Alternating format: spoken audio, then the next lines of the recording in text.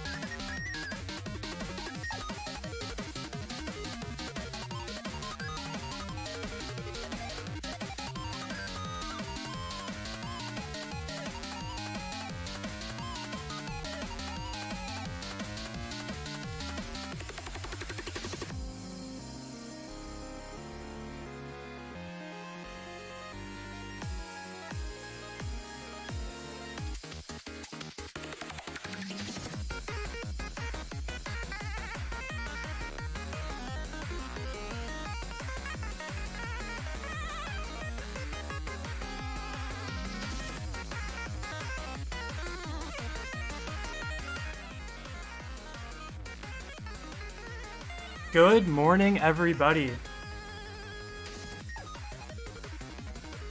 How are you guys doing? I've got my coffee, my breakfast.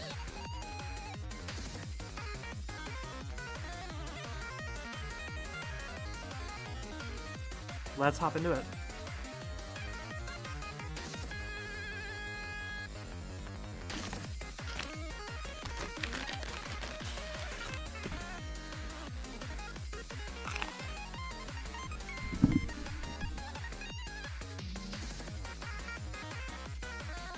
Can you guys let me know how in can you guys let me know in chat how the audio is doing?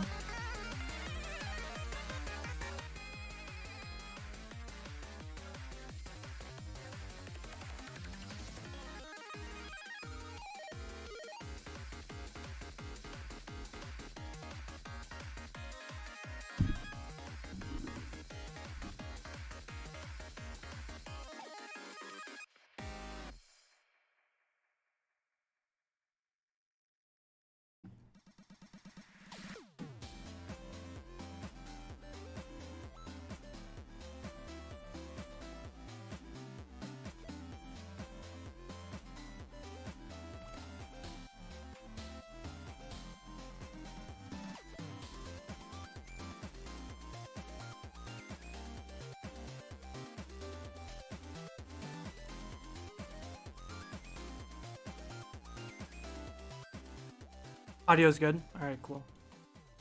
So right now, I'm currently going to be looking at LIZI and MDLY. This morning, before I went to go get coffee, I made a quick $2 on LIZI. I just took a quick trade so I can start the day off green. And I've been seeing in a Discord channel that MDLY has been moving. So we're going to keep an eye on that. And I don't know if we're going to be doing that much trading in the pre-market. Especially because I still need to eat. I have my food here, so I'm going to be snacking on that while we just watch what's going on.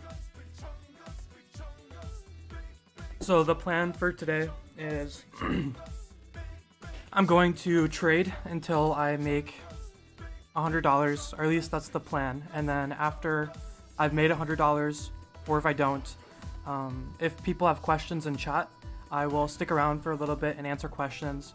Otherwise, we'll just hop off when we hit the goal. This is my first time ever live streaming, so if you guys have any feedback, very much appreciated. I don't really know exactly what I'm doing, but I figured I'll figure it out along the way.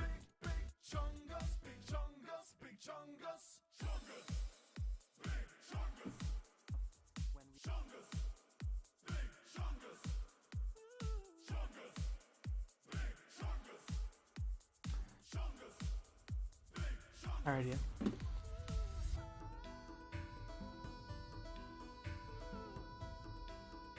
So right now we're just going to chart a little bit of the support and resistance on MDLY, just like the very obvious stuff. I don't think I'm going to end up trading it that much in pre-market. What's the volume looking like? It does have very good volume for pre-market.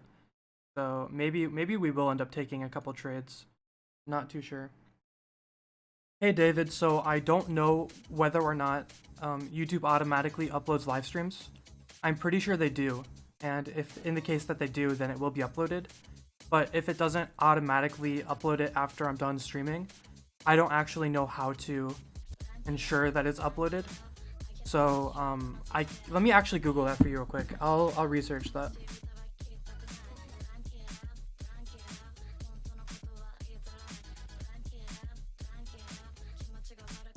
Alright, yeah, so it looks like YouTube will record up to 12 hours of the live stream and then save it as a public video unless I specify otherwise.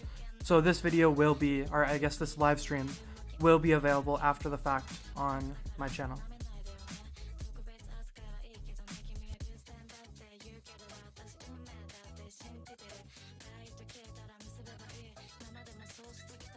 Right now we're just chilling though. I'm gonna eat my breakfast.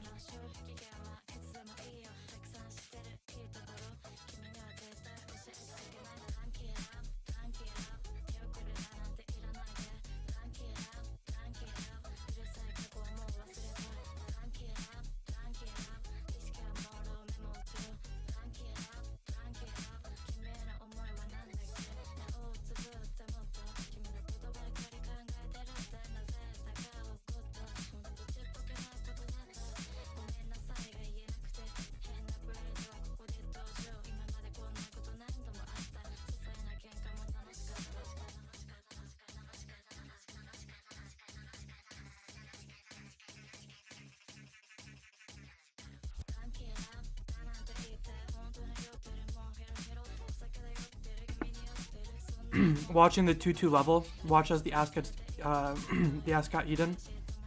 Quick break up to 23. Still not gonna treat it though, because I'm literally eating as I watch. So.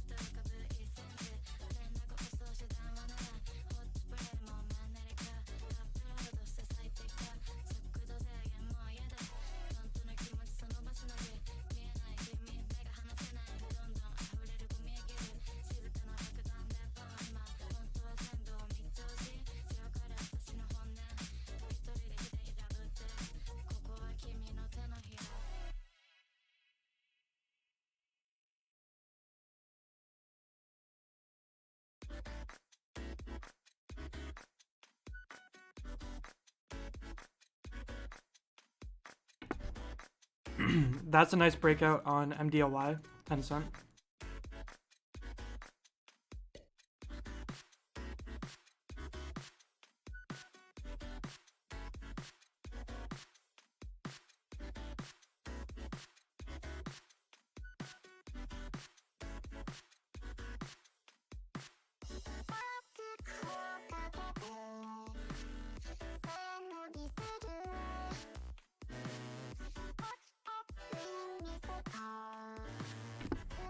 How are you guys doing? Are you guys trading pre-market, or are you just kind of waiting for market open too?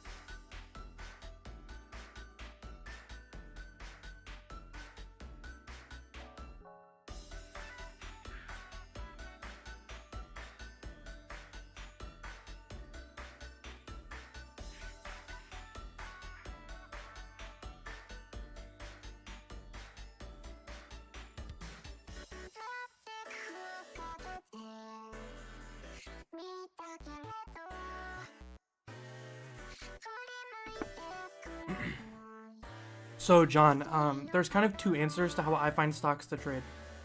So there's one, I have a scanner, but I don't actually really use my scanner that often, and that's because I'm involved in many different Discord channels, and very often these people will have access to Trade Ideas, which is a paid scanner that's far better than anything I have access to, because I don't want to pay like $300 a month or whatever ridiculous price it is. So I'm just in Discord chats, and any given day, there will only be like 2 or 3 small cap stocks that are like really volatile. So after you know like the 2 or 3 stocks, you don't really need to have a scanner or anything.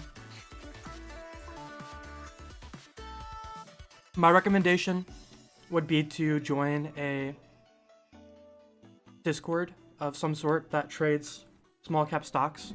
And in the morning, everyone in every single trading Discord will be talking about the same 2 or 3 stocks. In the description of the live stream, or on any of my other videos, at the very bottom, I believe, there should be a Discord link, and that's a server that I don't personally like own or anything, but I'm involved with and I'm in it, so you could go and look at that. I'm gonna finish my breakfast real quick.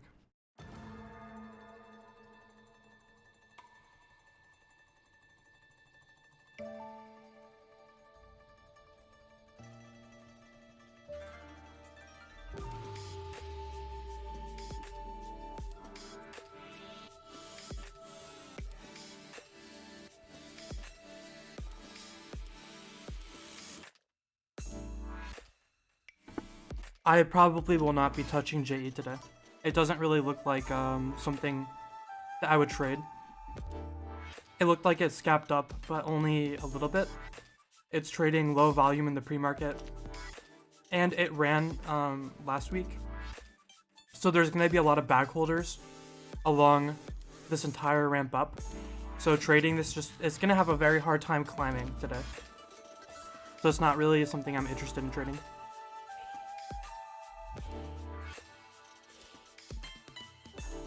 Shoot, what was the ticker? MDLY.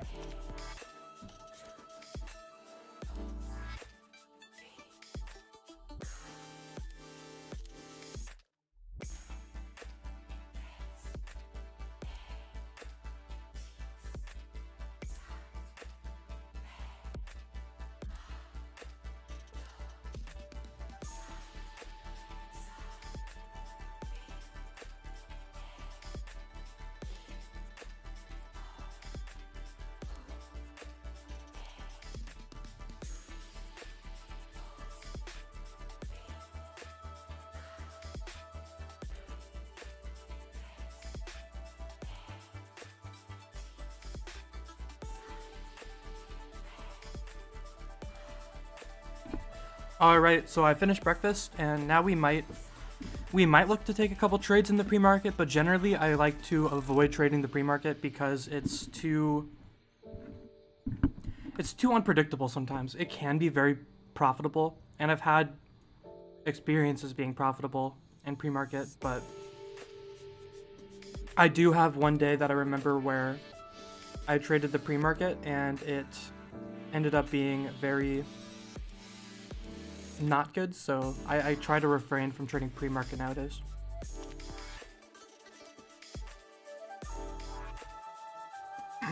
David, no worries. I will. So YouTube automatically uploads it. So yeah, it will be available on my channel.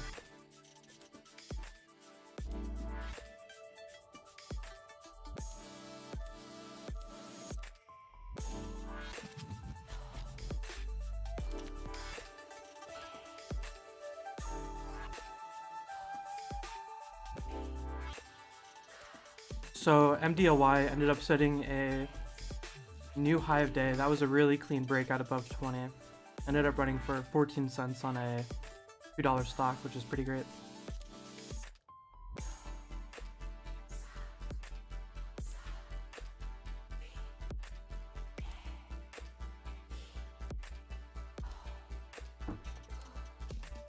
Oh, it's no worries.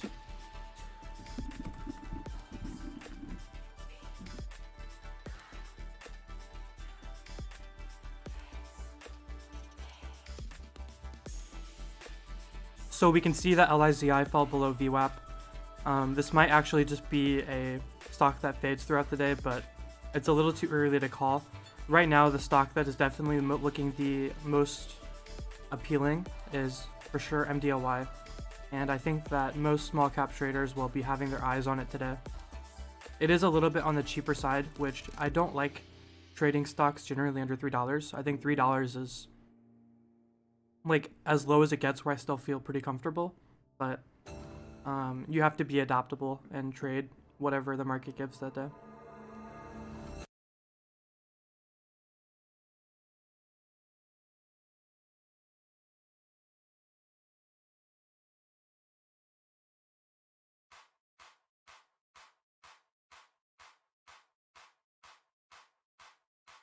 So right now I'm looking for some other stock besides LIZI to watch, because right now we only have 2 stocks on watch, and again MDLY looks really, really good. I have very high hopes for this, but I do want to be having some other things that I'm watching going into market open, and we're going to again refrain from taking trades in the pre-market for the most part, unless we see an opportunity that seems too good to pass up.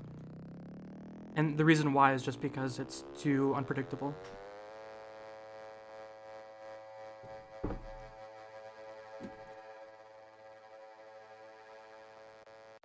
So the software that I'm trading with is called Thinkorswim, and I'm doing it through TD Ameritrade as the broker. But this is called Thinkorswim.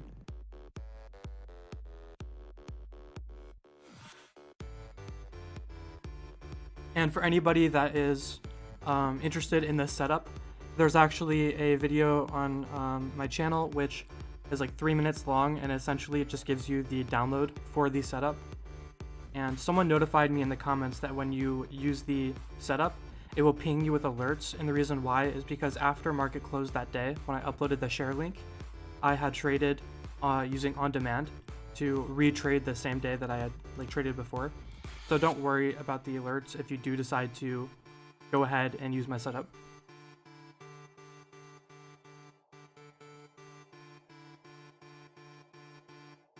Yeah, it looks like everybody in every chat room is only looking at LIZI and MDLY. If you guys have anything that you guys are watching that is not LIZI and MDLY, be sure to let me know, because I do want to make sure that I'm paying attention to all opportunities.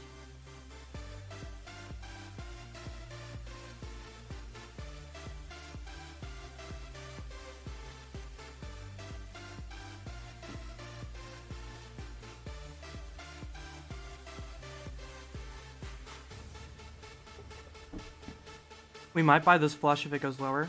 I think 2-3 and we would be willing to buy a flush maybe. But it held the previous high of day. It is holding the previous high of day. So this is our 2-3 flush level, but the question is, do we want to buy it? Because the issue is, like I mentioned earlier, trading pre-market can be a little bit risky. Yep, see, there we go. It broke a little bit lower. So I'm glad we held off a little bit. The level 2 is starting to show that it might want to hold this level. I'm very close to entering here, but I kind of just want to wait until market open. You know what? We'll take a stab. We'll take a stab. We didn't get our fill. That's fine. It did have a little bit of a bounce there. You can see the low was at 25 and it bounced to 29. That's 4 cents, and that is the kind of trades that I take, is these quick bounces. And how I was thinking that I was going to enter at 25 instead of 3, because initially, you'll remember that I said I'm going to potentially enter at 2-3, but I was watching the level 2, and I don't have a great way to explain this, and I've tried many times when I work with people one-on-one, but I don't have a great way to explain how I read the level 2, and I've kind of just resorted to experience, which is, I know, an unsatisfactory answer. But then when we got down to 25, the level 2 looked like it wanted to hold, and you'll recall that I said it looks like it wants to hold here. I tried to take a stab at 27, which would have been a like 2 or 3 cent scalp, which on 300 shares isn't a lot of money, but I'm trying to trade small size today because I'm a little bit like I'm feeling a little bit like not normal with the whole stream on. It's a little weird, but we're gonna see what we can do. The goal is still $100 a day. Yeah, I agree, John. The level 2 on Thinkorswim is pretty bad, but it's, you know, what you get for a free platform. And all things considered, I've had like enough success on Thinkorswim that I'm not going to hate on it that hard for the most part. So yeah.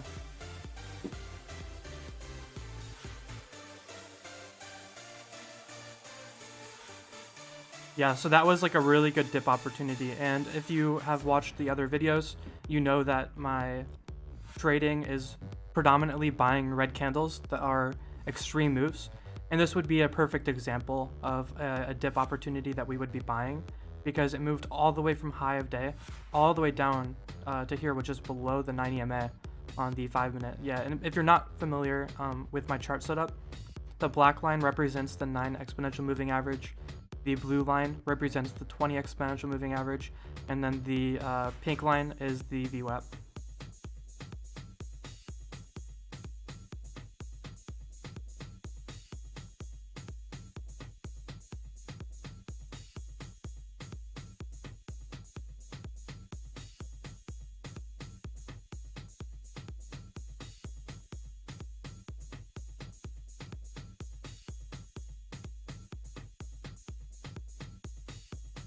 The volume is dying down a little bit compared to what it was earlier. I mean, it's still trading high volume. The last 2 candles were doing 250 to 300k shares, which is still like very great, especially considering we're 20 minutes from market open.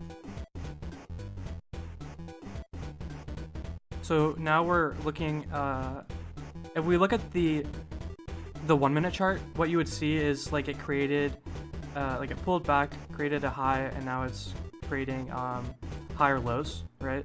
But from the 5 minute chart, I still feel like it could be a little weak, and now it's running. So maybe we'll buy a breakout. I haven't done breakout trades in a while, but this is a pretty strong stock. Already broke 341. That was really quick.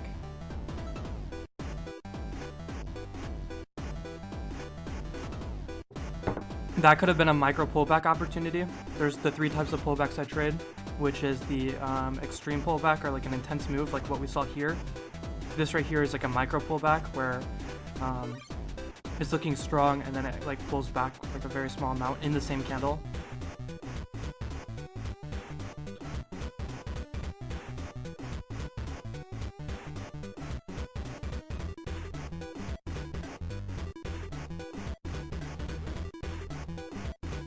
How can I tell when the bar is losing momentum and instead of going up it is going to reverse? I always feel like I'm getting in at the bottom, but it goes down a couple of cents and tanks. So one of the things that is like really important for making sure you hit the bottom is like intense moves, right? You want to see these intense moves, because if like when we saw this down here, if you bought this red candle, it wasn't a very intense move, and you know it just keeps on going down. So like look at these big like wide range bars every single time, like, you know, they bounce. Like this right here is another intense move, and then what we'd have to do is try to determine the bottom. So we have the intense move. The next thing we're looking for is how I evaluate the bottom is through the use of the level 2, and I stare only at the bid, and that's just something that will come with experience, which is why I suggest everyone should paper trade until you have had a lot of success doing it. But yeah, I use the level 2 and look for extreme moves. Right now I'm a little bit hesitant to trade because it's pre-market, but this was a really good opportunity. I called it out, but I'm going to be very conservative today because it's my first time on stream, and strangely enough, I feel more nervous about trading on being on stream than I do going and trading like large share sizes, which in itself can be a little bit nerve-wracking sometimes.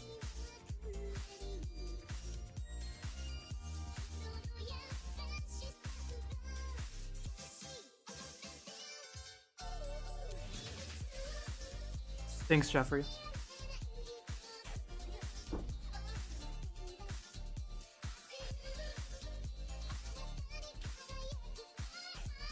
And for everybody watching, please hit the like button, you know, support the stream. Maybe we can get, I don't know, we got 49 viewers here, right? 49 people here, or 50 people here. Let's see if we can get 50 likes. That would be pretty cool, eh?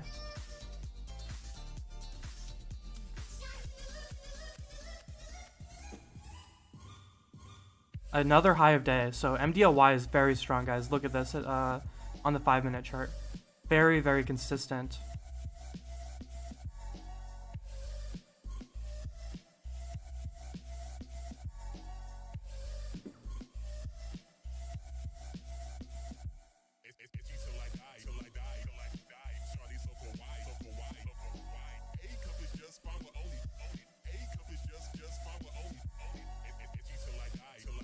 LIZI reclaimed the WAP.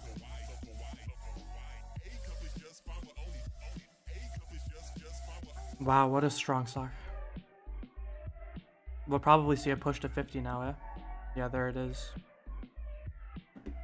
Maybe I'll buy a micro pullback for a play to 50, because this is gonna touch 50 for sure. I touched 50 already before I got my micro pullback. There's our tap of 50. Hey Ricardo, so you asked what sites or resources do I usually recommend for beginner penny stock trading?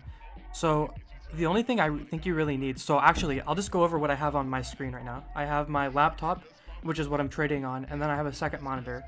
On my second monitor, I have my activities and positions tab open, which I detached from Thinkorswim. On that, what it shows is my P&L, and then it will show my filled orders. Then below that, I have my Discord, which I'm in 3 Discords that I actively participate in. And then beside that, I have my chat open where I can see you guys, and then I have my music playing, and That's kind of what I have open. So all you really need is something to trade with, which I use Thinkorswim. Then I would recommend getting into some sort of trading chat room, and in the description of this video I have a Discord at the very bottom, and I'm not like an owner of the Discord or anything. It's just simply one that I am involved in, so I promote it on the channel, and I would recommend that, and you can just see what people shout out there. Thank you, TWG. And then also, Ricardo, the other thing you could do is if there's certain information that you're looking for, like sometimes I'll want to know the float of a stock or something like that. For that, I will use FinViz, because FinViz is great for getting you quick information on a stock that you want to get like information on quickly.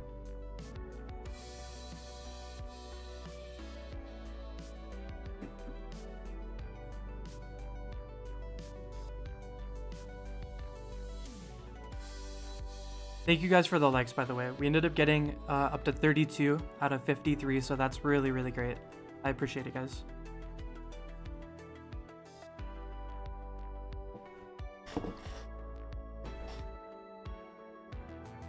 So it's kind of like what I expected here for LIZI. We started watching it back here, and I felt that it was very weak, and it's still being pretty weak. Business Manager asks, do I have a scanner? Well, I do have a scanner right here, which I feature. It's actually the first video I ever uploaded to my channel, because I had a lot of requests for me to post it. Wait, what? Oh, Active Trader, there we go. I had a lot of requests for me to post it out there, which I did, but the Thinkorswim scanner honestly isn't like great. There are better scanners out there, like Trade Ideas. And I, through Discord, can get access to trade ideas because many people in these public chat rooms will have trade ideas. So it makes sense, in my opinion, to just be in a group with people who have trade ideas and then just use what they call out. Because I mentioned it earlier, but in the small cap market, there will only ever be like 1 or 3 stocks that were like really, really taking off. Like today, we only have 2 stocks that so I'm in 3 Discords, right? And between the 3 of them, there are maybe 7,000 to 10,000 members. And of all of these people in the Discords, only 2 stocks are on watch right now, which is LIZI and MDLY. So after you already know these 2 stocks, there's no point in having a scanner. You know what I mean? Terry, you're welcome. And I actually think that this would be something fun for me to do more often. I think I'm going to try to do it once every Monday, because I like being able to take your questions and stuff. It's something that it's harder to do through the YouTube comments, because it's not really an immediate answer. Adam Lewis, you said, how do you manage stops on pullbacks? Do you have a fixed amount every time? So I don't have a, one sec.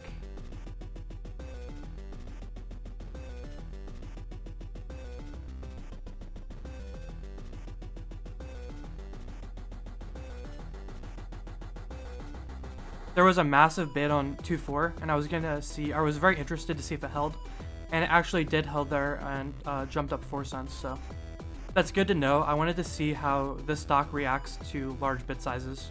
I think on the bid I saw 500, which is very, very huge for pre-market.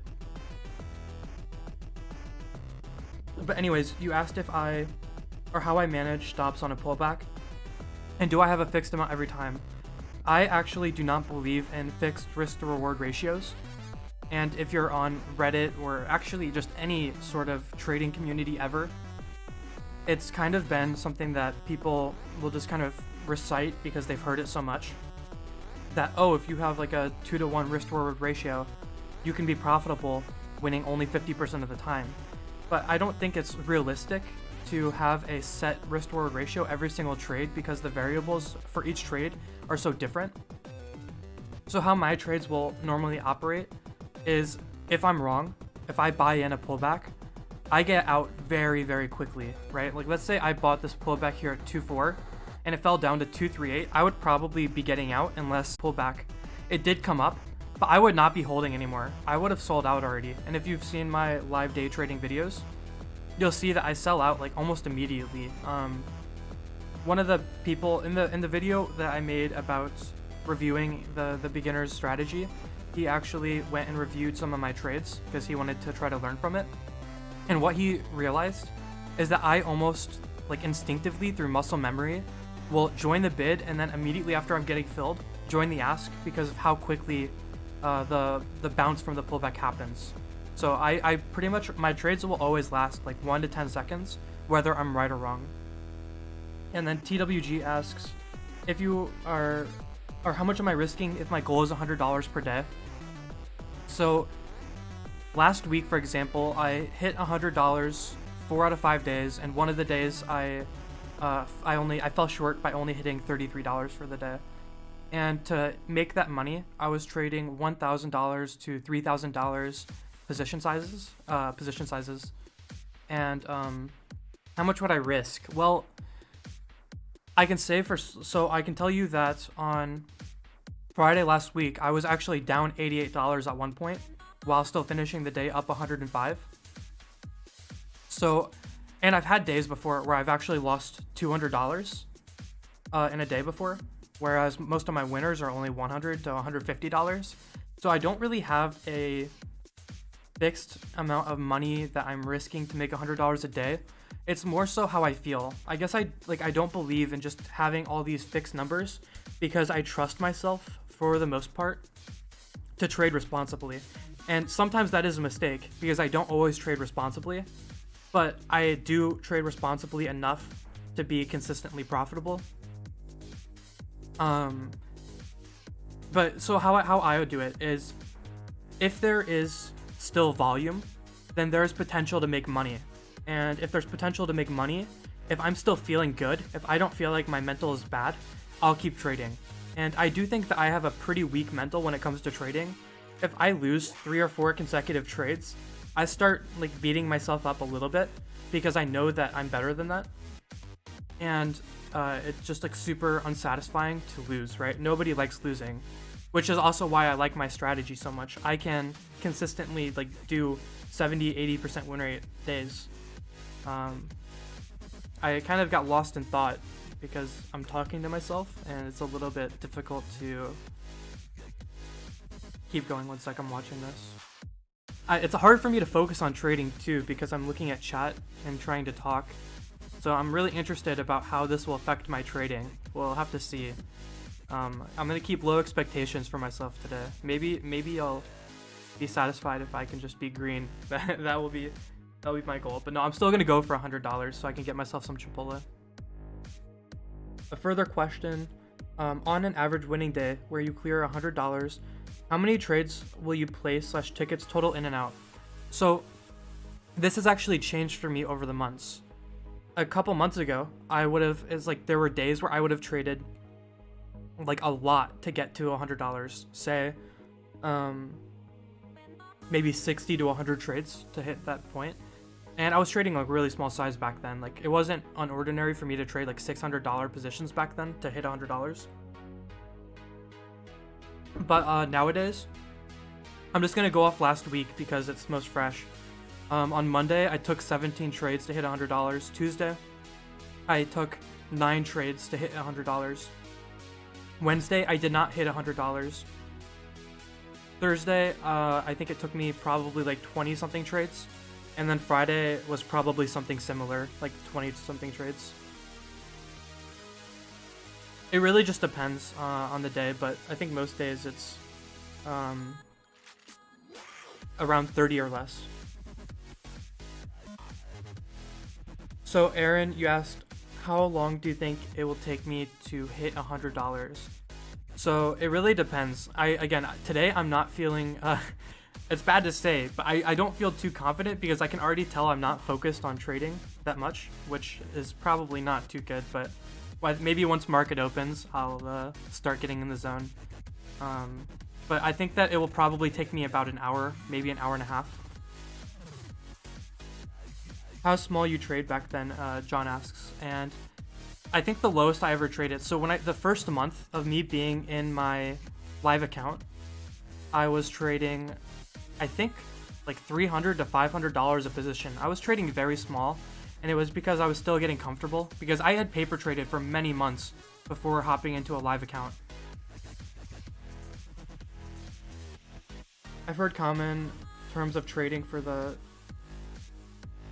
I don't completely understand, but I think that you're just talking about that there's most volatility in the first 2 hours after open, and that's typically right. Around lunchtime hours, volatility and volume will come down, and then it's a lot harder to make money.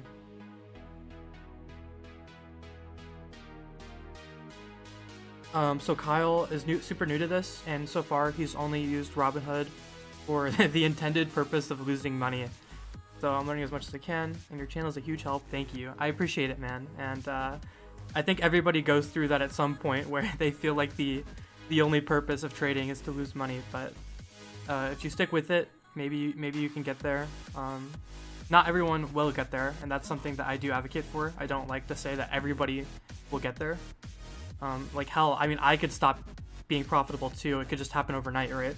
Like, who knows? Something could happen and the market just punishes my style of trading, and then I'm back to square one. But while it works, it works. And yeah, definitely transfer away from Robinhood. If you're watching my stream and my videos, that means you're interested in day trading, specifically scalping, which is actually impossible to do through Robinhood. It is impossible to trade like I do using Robinhood. So yeah, if you're interested in scalping as a strategy, then you're gonna have to transfer away. We're gonna take a look at the daily, because right now this stock is feeling pretty high, and we want to make sure that we don't run into any like the very long-term historical resistance. We're up to 266.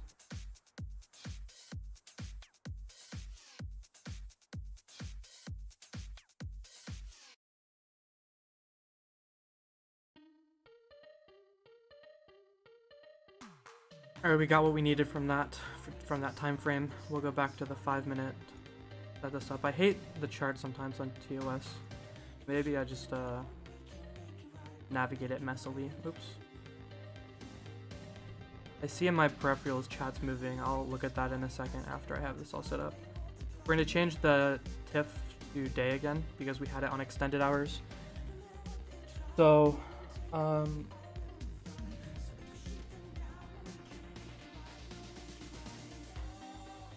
I mean, trading is a lot mental, Joel, but I wouldn't say it's mostly mental, because even if you have the best mental in the world, you know, I mean, it goes both ways, actually. I mean, you have to have both.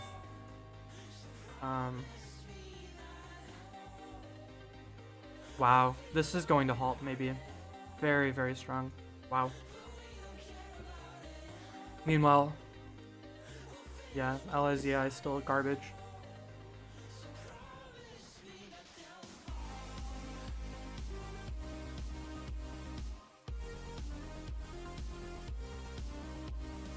People are calling out Plug, but I have bad experiences trading Plug.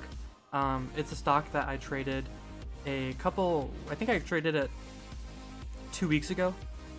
Maybe it was a week ago, I don't remember, but I ended up losing money on it because it had a 300 million float, which is outside of my range, but I traded it anyways, and that was when I learned that I should try to restrict myself to only trading like low float stocks, because I have a much better read on them than I do on higher float stocks.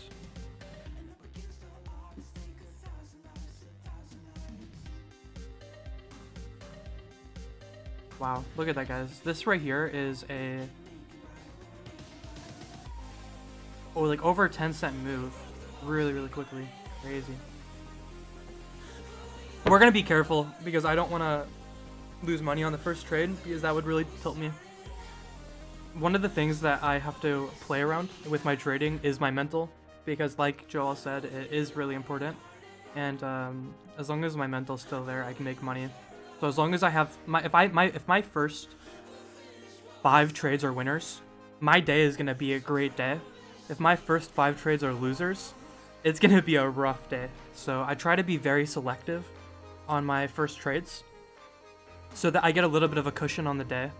so I don't get into that mindset where I'm super hard on myself, because I do that in everything too. I played tennis in high school, and it was the same way. If I have a couple bad points, then it just ruins my entire match for me. Yeah, sorry, Aaron, I don't actually know too much about platforms in Australia, but I hope someone else in chat does. Actually, I will send someone. I know someone in Australia. I'm gonna DM him, and maybe he'll have an idea.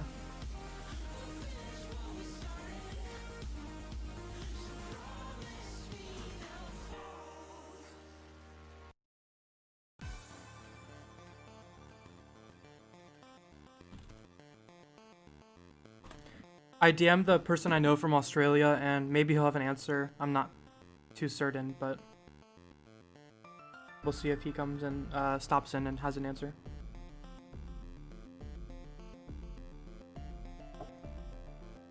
On the 5-minute chart, it did actually hold around the 9 EMA level, and we have that support at 235. But buying off of this level feels like too much of a gamble, which is why we didn't do it there. We're trying to leave Australia. Yeah, that's an idea, David. Just come to the US, then you can, cause that's one thing I learned too, is Thinkorswim only is commission free for the US. Very interesting. Only the US has the commission free through Thinkorswim. Other countries have to pay commissions. I kind of want to buy this. I'm not going to, but to me this looks good, this dip right here. I'm too careful right now. I'm being very hesitant, and I can feel it. Which I guess that's a lesson in of itself. Be sure you're aware of what you're feeling when you're trading. Because right now I can feel that I'm on edge. And that I'm being, like, perhaps overly cautious. Because I don't want to have a bad trade to start off the day. I mean, I took one trade before I went live, and I made the $2, so technically we're green on the day, but obviously one trade that is bad could put me on red on the day. And I will not be red on today. I will not. Even if that means trading all day.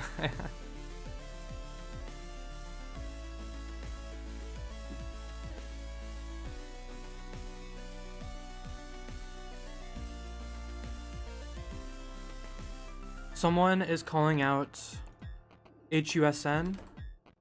I'm not a fan. And then DPHC. Huh. I'm not too sure how I feel about this. I think I don't like it. I might leave it open, but I think I don't like it.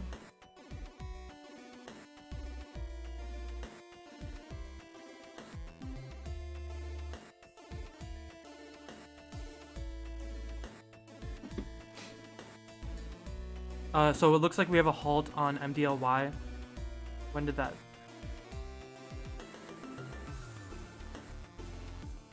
Yep, there's our flush.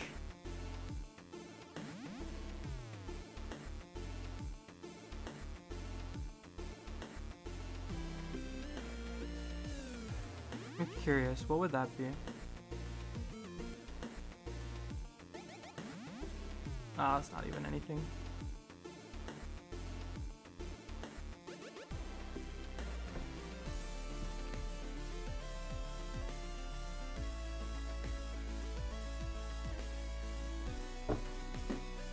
Oh wait, I think this is really funny. I think can I share that? I want to show this.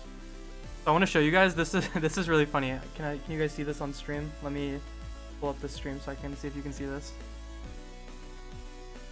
I gotta wait. There's a little bit of a stream delay.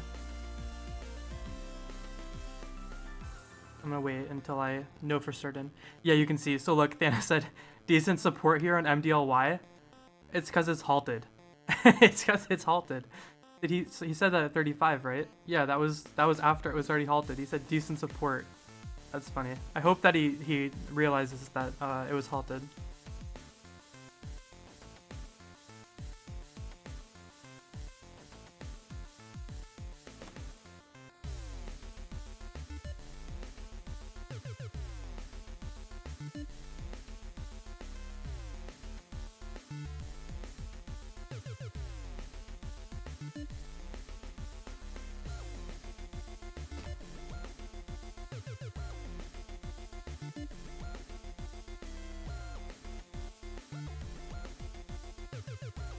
Wow, there we go.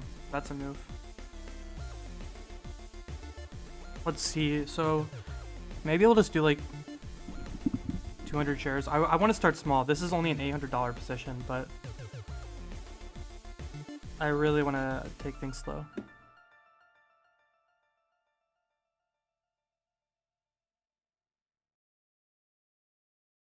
Apparently, we control Rewind this year. Y'all, we can do what?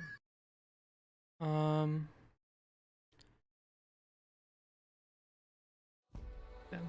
Okay.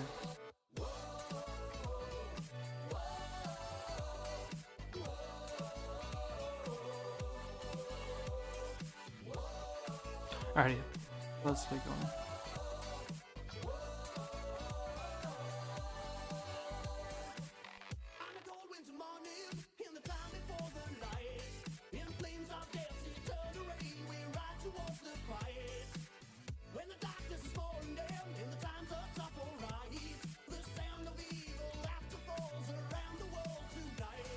I feel like this is pretty strong right now, and I actually do expect that it could come up to 4 or 5. I think I want to go for a micro pullback as my trade idea. So if it gets above the previous high right here at 35, creates a micro pullback. So I think what I want to happen is it to come up to like 4.4, 445, micro pullback down to maybe 430, and then I'll do a quick scalp. That's currently my trade idea. Let's see if it comes to fruition. And we have our plan. So we have our trade idea, we have our trade plan, and now we just wait and see if we'll get the execution on it. Because it does feel pretty strong. So here it is. Will it create our new high above? No, it's not doing it yet.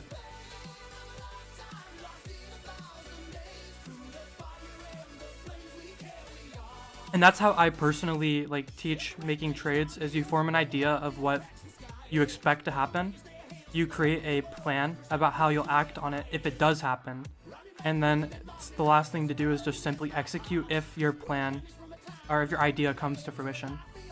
So we had an idea and we had a plan, but it doesn't come to fruition, so the trade is scratch.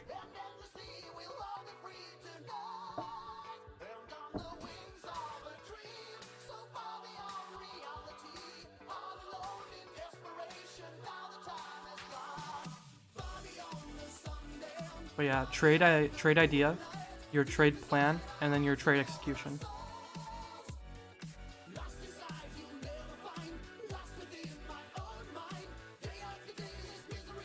And I still actually like that same idea, because this is a bull flag right here, right? We have our wide engulfing candle, followed by some consolidation and choppiness. And then a breakup would be the completion of the breakout portion of the bull flag.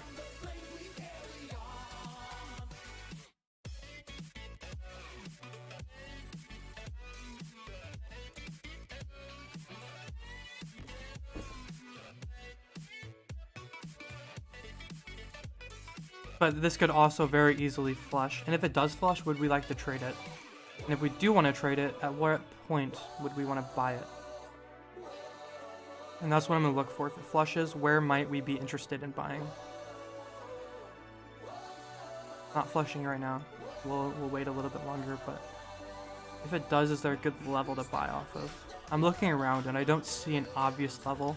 So the only way we'd be able to trade a flush here is by reading it from the level 2. Which isn't impossible, but ideally, if you could have a level of support plus level 2 to read off of, that's a little bit safer than doing just a level 2 trade.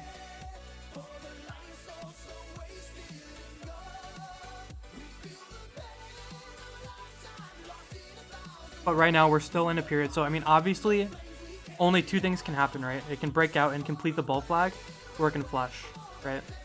And this is the play right here. So it touched our 340. Will we get our micro pullback? Because I think this will touch 3.5 now. I think there's a good chance. I'm deciding if I want to play my micro pullback like I called. Like this is the execution portion of the trade. So my idea happened.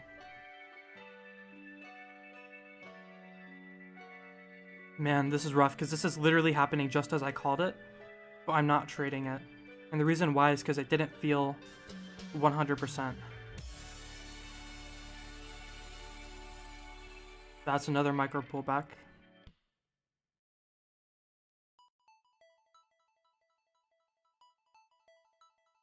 Resistance 445.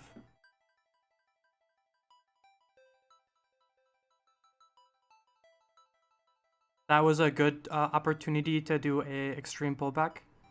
I just didn't see it quickly enough. I'm expecting a really strong flush here. At least I think it's possible, and if it did, I would think maybe like 415-ish area.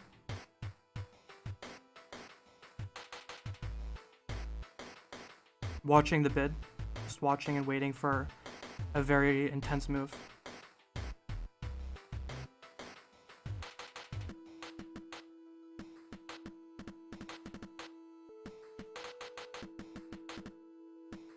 Wow, that was it right there. That could have been it. I think it will go lower. Oh, that would have been it too. Man, I'm seeing it on the bid. I'm not buying. I have my button pressed. I have to click it. There we go. I think I'm gonna try here. Oh, no fill. The no fill, but that would have been a good trade. That would have been like a nice 5-cent scalp. Whew, at least we broke the no order that I was doing. I finally took a... I finally mentally took a trade, even though I didn't get filled. I finally got in the zone enough to take a trade.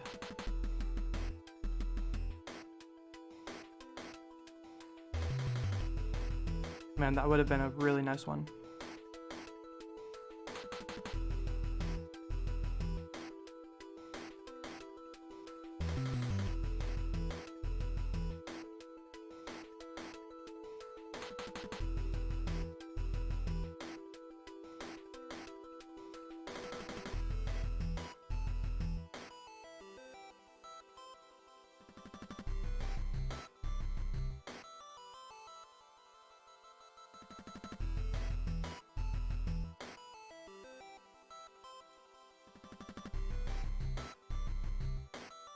$4 mental or psychological support.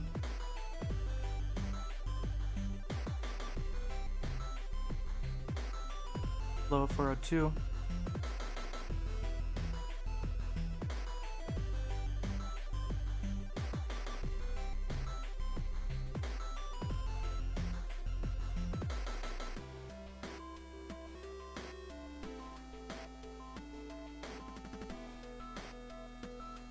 Holding $4. Low of 401.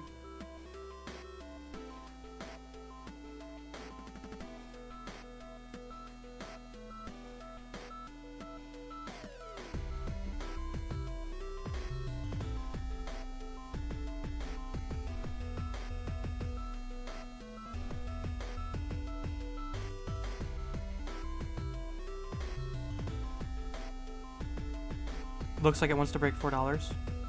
Broke $4. How strong of a flush will we get? Weak flush. Holding level 2 at 97. Broke below 97. Will we get a flush? Nope. Still holding that, like, attracting to that level 97 on the bid.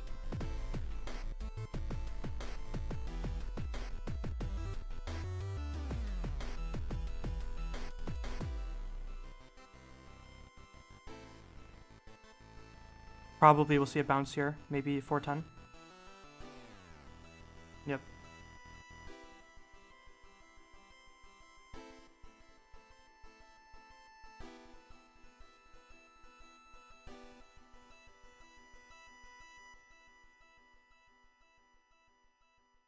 Wow, MDLY is still halted. We're gonna have to go away from that because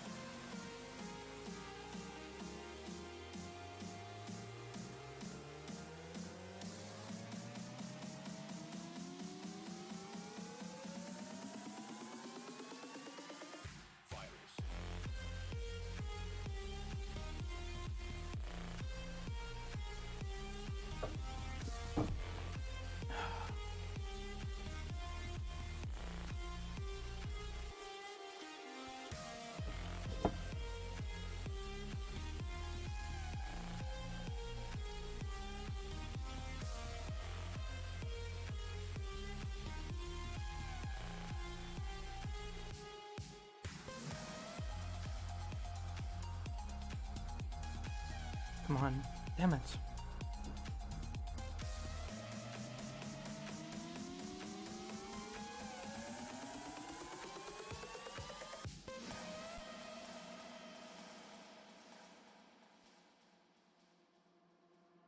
This is a bear flag, sort of like bear flag looking pattern.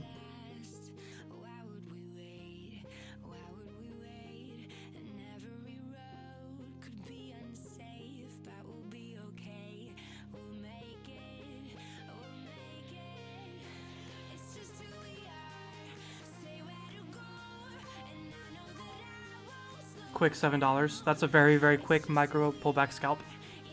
Very, very easy $10 trade. Or $7 trade rather, but I felt that this was going to be coming back up to the high of day, which is what happened.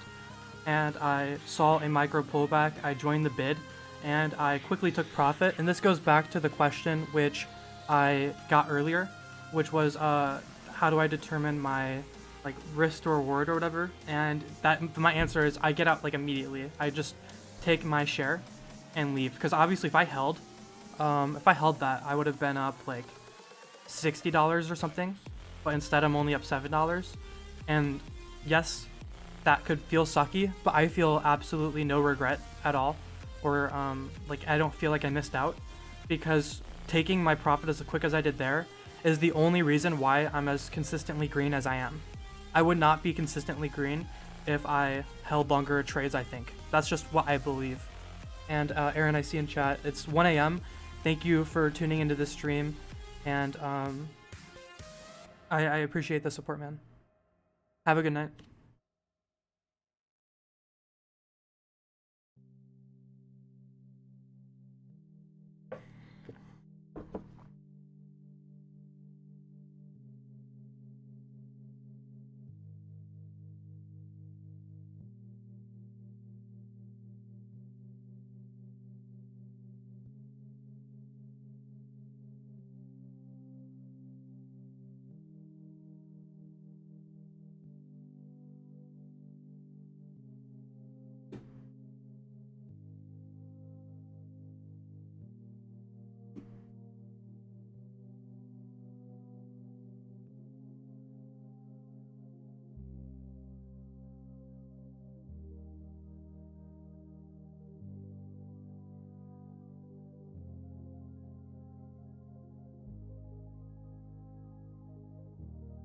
So right here, I'm kind of expecting a flush, maybe, on HUSN.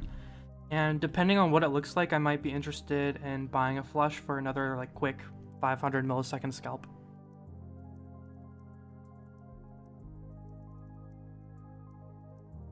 But yeah, with that candle ending, so like with such a small red candle, it finished like a bull flag, and now it's just gonna push. Jeez. That's a massive push. I'm looking for a micro pullback.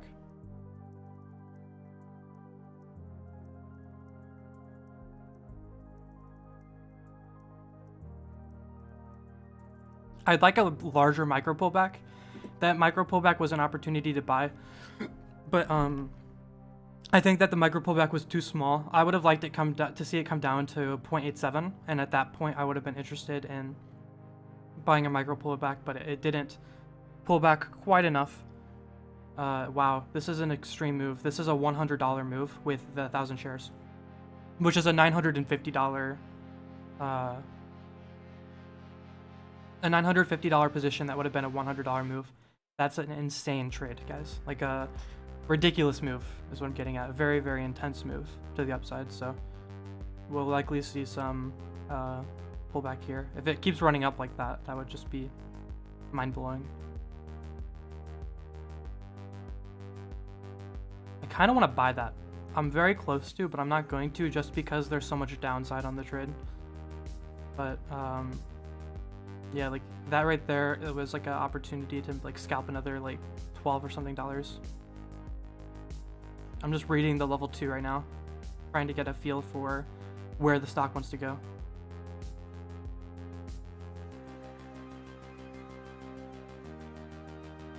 Today, because again, I mentioned earlier that I'm being pretty cautious today, and I'm going for maybe like a 100% accuracy day. Right now we're 3 for 3 trades. and because I just want to keep a good mental, so I don't get pissed off on stream, I'm taking trades that I only like, that I feel very confident in, and I'm not going to take trades that I think have a chance. I think any trade that I think has above a 30% chance of losing, I'm going to probably opt out, just because I'm like trying to make sure I keep good mental, and it's a Monday too. Mondays are always good for building momentum for the rest of the week. For me, having a green Monday, is one of the most important things that I can do, because it sets the tone for the rest of the week. If you have a red Monday, you're gonna go into Tuesday knowing that you had a red Monday. But if you have a green Monday, you go into Tuesday knowing you had a green Monday, and it's just that sort of momentum that kind of helps me keep like a confidence going into each day.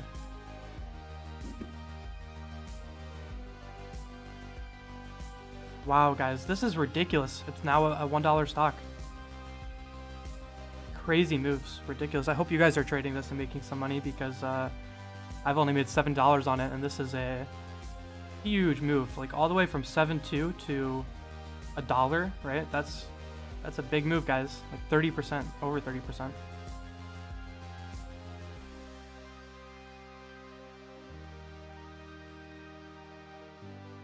And it's just gonna keep going. Wow, that's cool.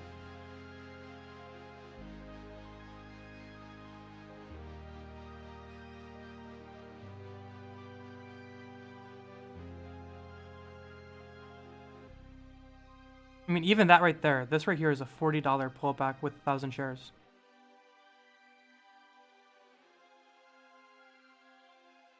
Really, really good moves. I don't normally like trading stocks that are this cheap. Normally $3 is kind of my cutoff level, but it's hard to say no when there's a stock that's this volatile.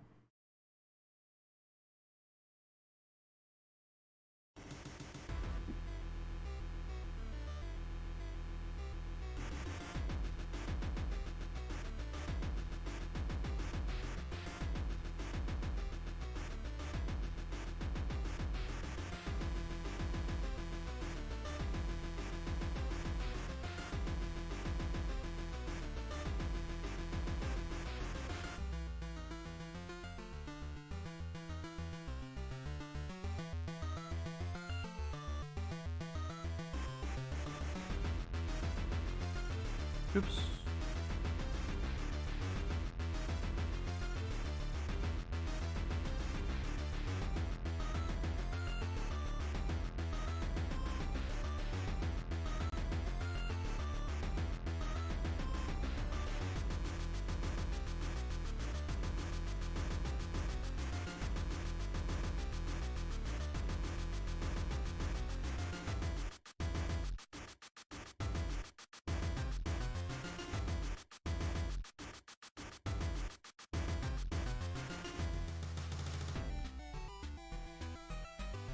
Starting to get weaker. It's not having that same sort of strength that we felt earlier.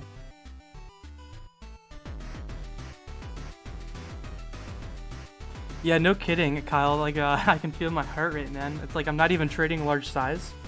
Oh yeah, every time I trade, I have the button half clicked. It's because it's faster than clicking the button. I always have the button half click, so all I have to do is let go. I'll see you later, Adam. Thank you for supporting the content.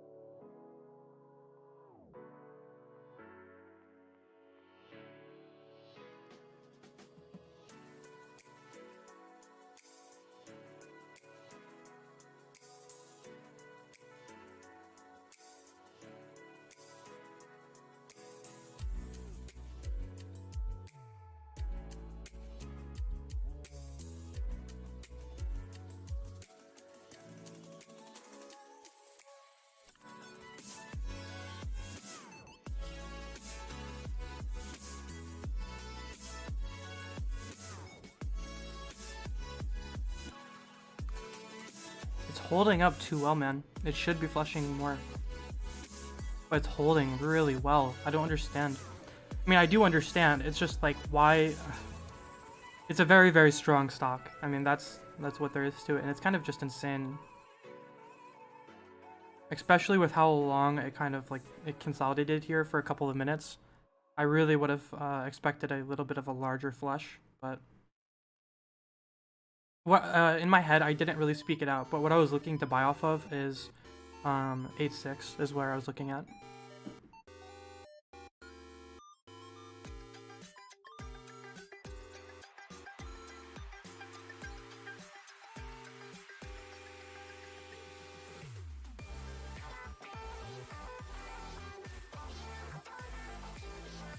Wow, I'm starting to get a little bit of a different shift, and I think that it has the potential here to actually keep going higher, is what I'm feeling at the moment. I think it could like actually continue to set new highs today. It's insane.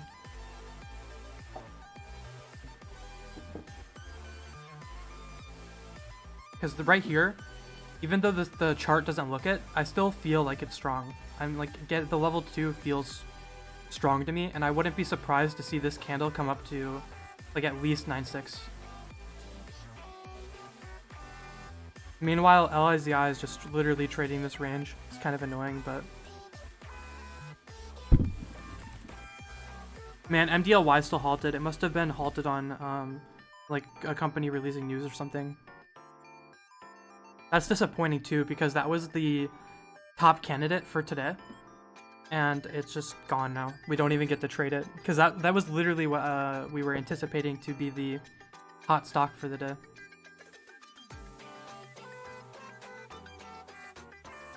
But it just disappeared.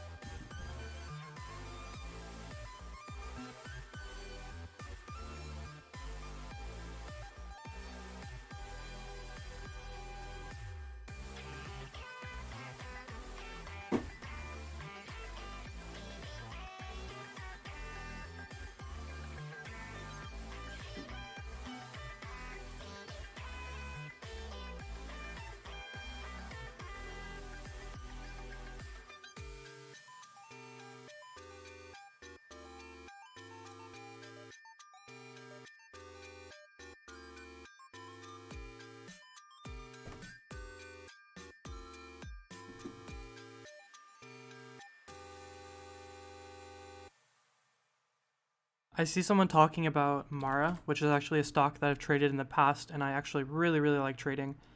Though it looks like today it's been trading on low volume, because I like to trade stocks that have at least 100,000 shares for 1 minute candle, and it seems like most of these are trading under that. It did gap up, but I mean, you can see even in the pre-market it wasn't trading much volume.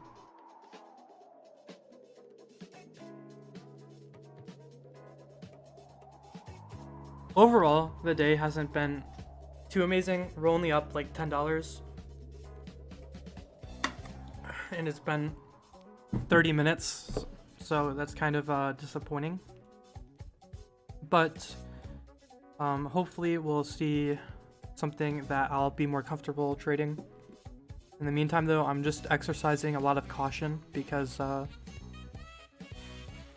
do want to end today green. The most important thing for me is to end today green. Even I'd rather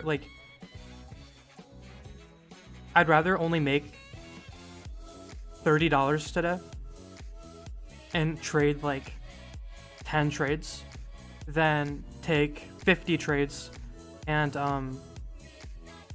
like risk ending the day red. Because every trade I've taken today I've been very confident in, and I have missed a lot of trades today that I called out and would have been profitable, but there was risk behind each of these trades that led to me not wanting to take them. And if I had taken that trade and lost on it, you know, I don't want that. Being green is the most important thing.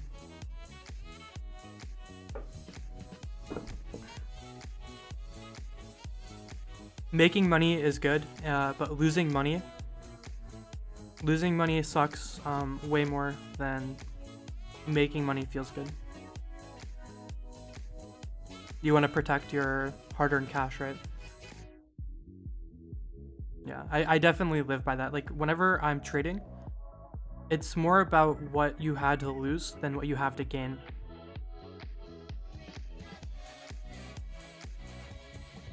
Because at the end of the day, you know, you work to get money, and if you lose money through like trading, then essentially you're just giving away your time and labor for free, and that sucks. I mean, it really does suck.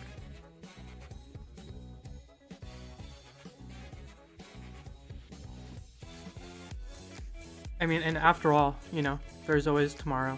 That's one of the things that you should always be telling yourself whenever you're feeling like how I kind of am now, which how I'm feeling now is like, right now, what I'm feeling is that I'm not taking enough trades and that I'm not pushing my comfort enough.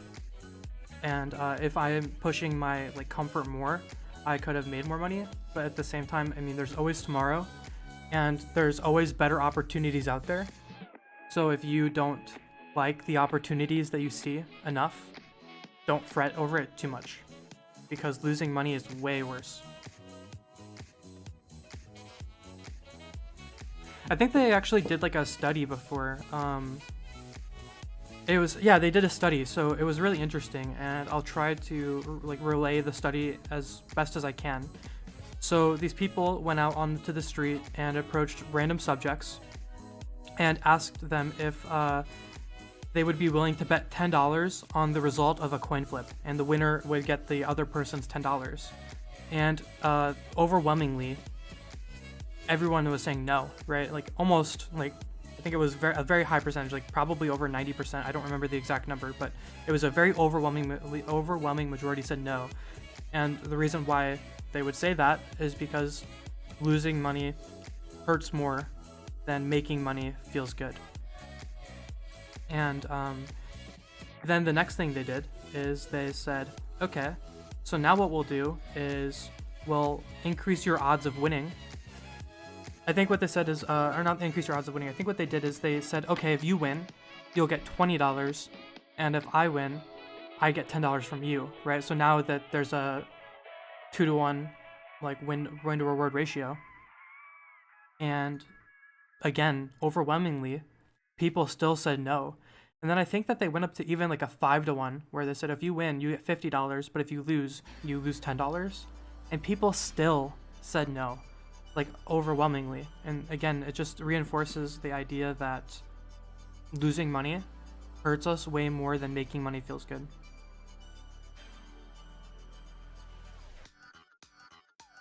These moves are so small.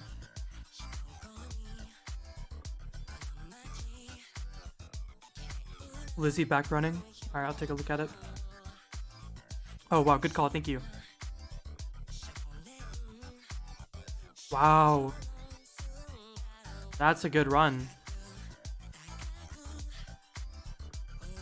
That is a good run. That's insane.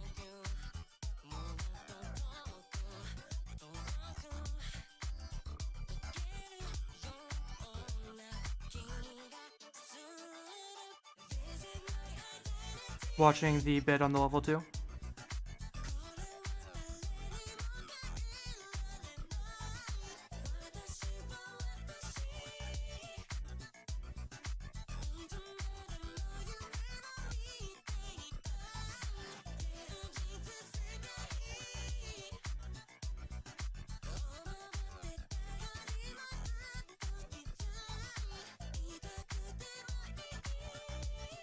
A very good call out. I appreciate that.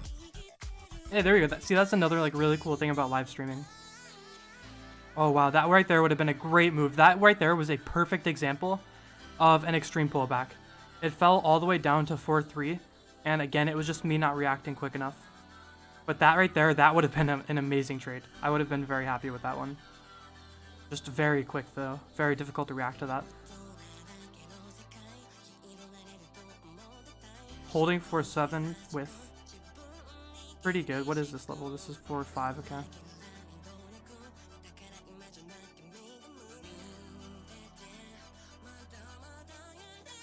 Wow. I do like this action on Lizzie, so this has opportunity here.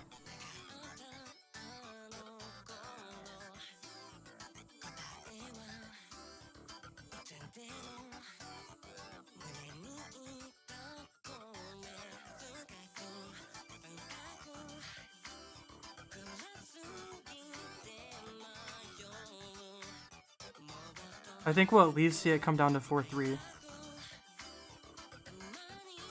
At the least 4-3. It may not, but I'm suspecting that there's a high likelihood that this will come down. Starting to turn around momentum. Like it feels like it wants to go up, but I just don't think it will. At least not immediately. But let's see. Keeps on going up to like 5 4-5s. There we go. It's actually breaking up. Wow, dude.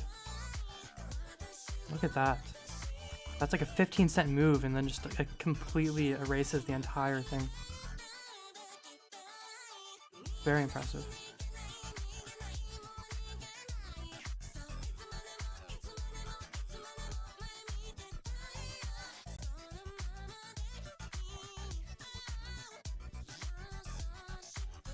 There we go. There we go. It will come down. Yep. There's my 3-5. I'm looking at the 5-minute chart, and I'm trying to decide if I think it will run lower, which I do. Maybe... I'm trying to decide, I'm trying to create a plan about how I want to execute on this. Still figuring that out. Let's see if we can make something happen, though. 2-5, man, I wanted to buy off 2-5. I even hovered over it. You saw I hovered right here. This is 2-5. I was watching that. Poor execution. Execution is a large part of trading. Being able to react fast enough and actually fulfill your trade plan. Very important.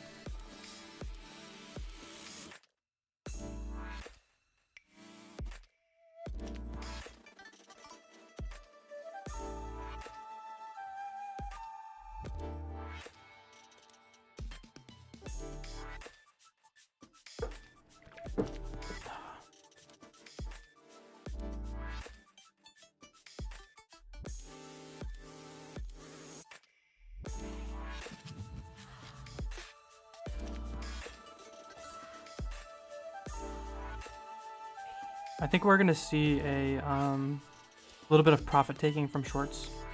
So I'm thinking a move up to 4-4 is gonna be what we see here from short covering.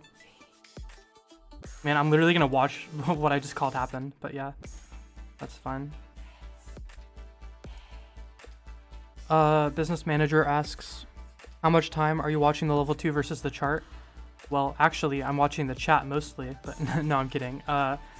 So what I do is I look at the chart to determine what I think is going to happen. Like that's how I generate my trade idea. And then I'll look at the chart also for information to determine my trade plan. And then for my execution, I'm staring at the bid. And right now I'm on an execution stage. So right now I'm exclusively staring at the bid right now. And then of course I can see the chart in my peripheral, but the chart is not the focus right now. So when I'm actively trading, or when I'm actively looking to enter a trade, the level 2 is my focus.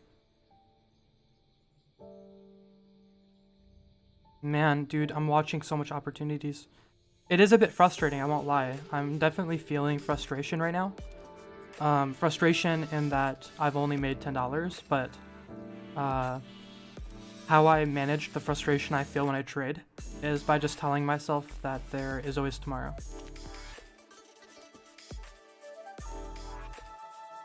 So I don't really know if you guys have ever like had a similar experience of that frustration, but what I do and what works for me is just repeating that I always can. I can like, you know, there's always tomorrow.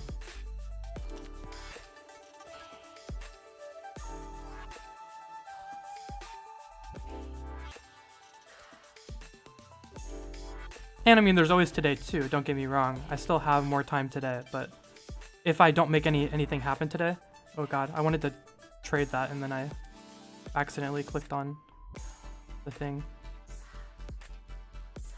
Try to get an order down at 411. Whoopsie. I'm fumbling.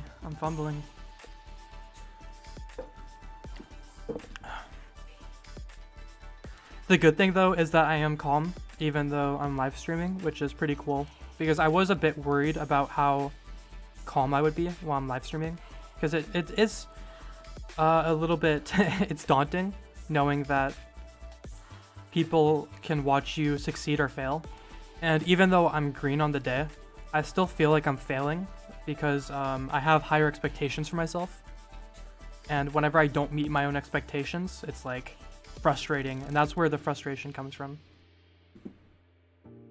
But it is what it is, and the day isn't over, right? I can still hit $100. It's not out of the realm of possibilities yet. Maybe actually, yeah. Well,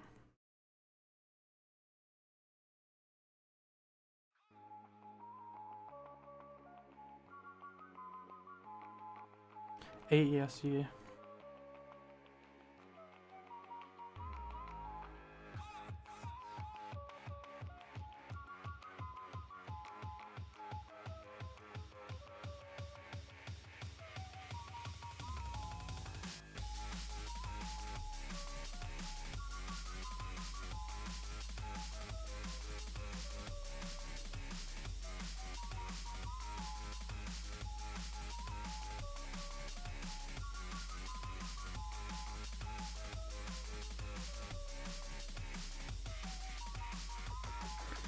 This UI is Thinkorswim by TD Ameritrade for Beer Force.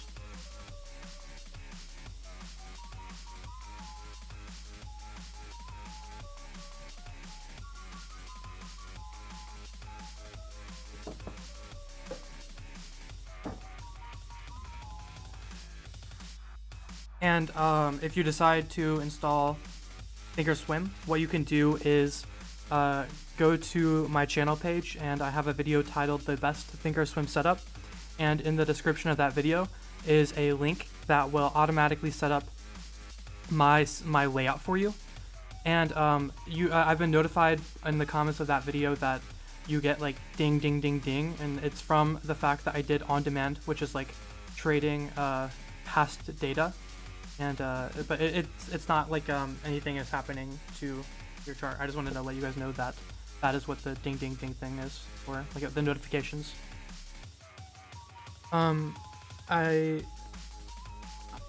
Kiying, I'm sorry if I mispronounced your name, but you said, "Hi, I'm new to your channel, just joined the live stream. Do you mind if you can go through your trading strategy?" Oh, in Beer Force, the reason why it doesn't look like this is, so what you can do, right, is click on trade, then go to active trader, and that's where you can set up a layout. And then this layout is something like how I designed my layout, right? I made it look like this because this is how I find I prefer it. But you asked if I could go through my trading strategy. I can kind of briefly go through it real quick, but I do have videos on the channel that I've already made that you could like go look at that would maybe do a little bit better of a job than me explaining it live. But generally, I trade 3 types of pullbacks, but the 2 that I trade the most are a micro pullback and what I call a pullback extreme. One second, let me drink a little bit of water.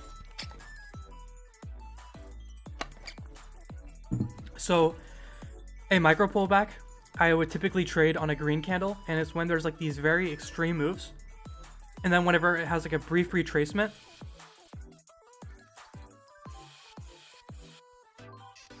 and whenever there is a brief retracement, so like imagine, I think you can see my mouse.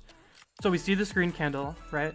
It comes up, right? So say it comes up to 163, and I think that it's going to create a new high of day. I don't want to be buying at the high of day, so I'll buy a micro pullback. And this micro pullback might retrace down to maybe like 0.61, right? So I'll get a little bit cheaper, and then I'll play the continuation up. So it's a little bit safer than buying at the high, because let's say it has a false breakout. If you bought at the high, you risk losing money. Whereas with the micro pullback, you have a little bit of a lower entry, so you have a little bit more room.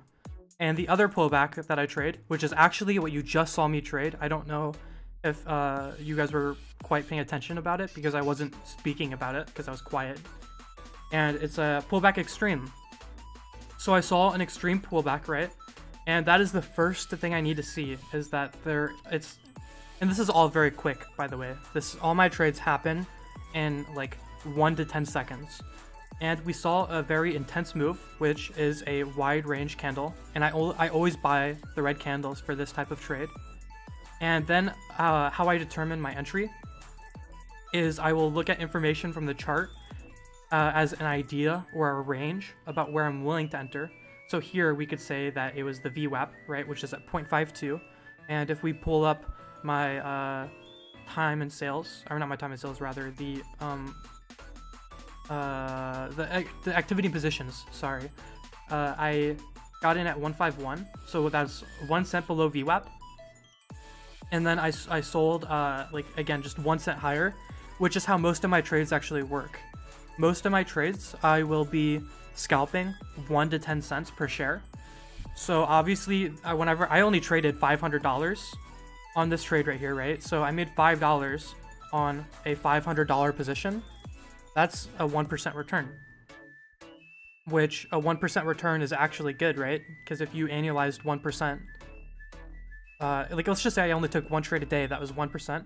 If you annualize that, there's 272 trading days. That's a 272% annualized return, which like putting money in your index fund will get you like a 7% inflation adjusted. So like even these small gains that I do, they really add up, and that's the beauty of this style. But I'm just gonna reiterate one more time. It's an intense move. Then you will look at stuff on the chart that might give you a range that you're willing to buy, and oftentimes this will be like different support levels, because if you're buying your support, your trade is a little less risky. And then I stare at the bid, and through the bid I'm able to determine the strength of a stock. And this is something that I haven't figured out how to teach yet. I've always just explained it as experience. And that is why I tell everyone that, no, it's not just reflexes. Monique Run, sorry, I might be butchering that, but I did my best, I promise. It's not just reflexes. Oh, hey, what's up, Ian?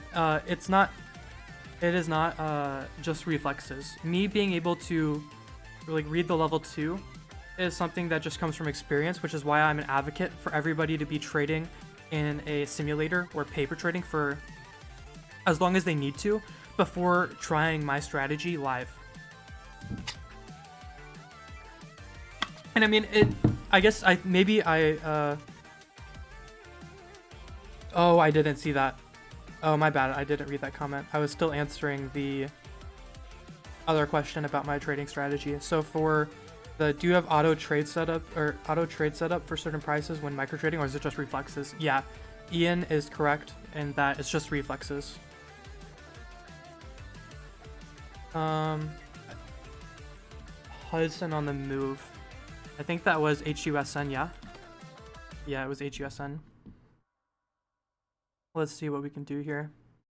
So we're only up $14 on the day. It's pretty small, but we're at 100% accuracy, and you know, I'm not gonna be too upset about having 100% accuracy.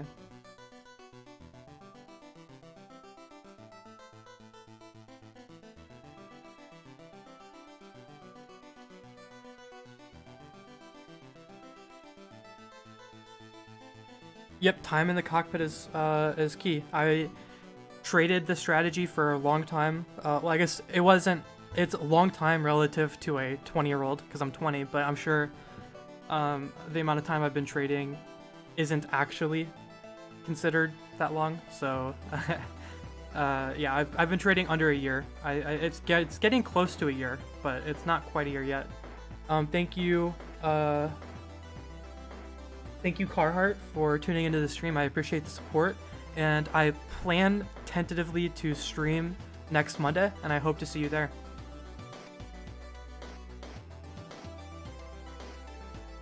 Oh, there's no dumb questions, Beer Force. Well, actually, there are dumb questions, but you haven't asked any yet, so you're good on that. But I'll answer all questions nonetheless. Don't worry.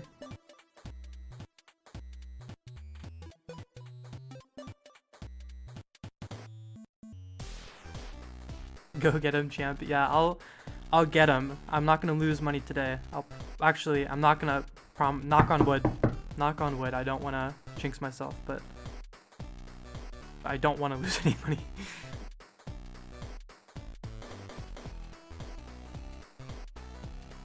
So moving average crossovers, I absolutely detest because that doesn't work. Just being frank, it doesn't work. Please do not trade something because of a moving average crossover. One sec, I'm getting message on Discord.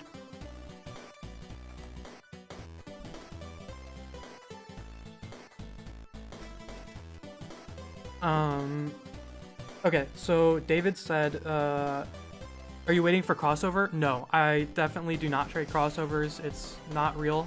Like, let's look at this right here, right? So this right here is kind of a crossover, right? But this won't actually complete the crossover unless it goes down. It's a lagging indicator. It doesn't work because right now they're overlapping, but if this goes up, it won't, like, it's just not, it's a lagging indicator. Do not rely on, one sec, I gotta get a link. My bad, sorry guys. I keep on interrupting myself.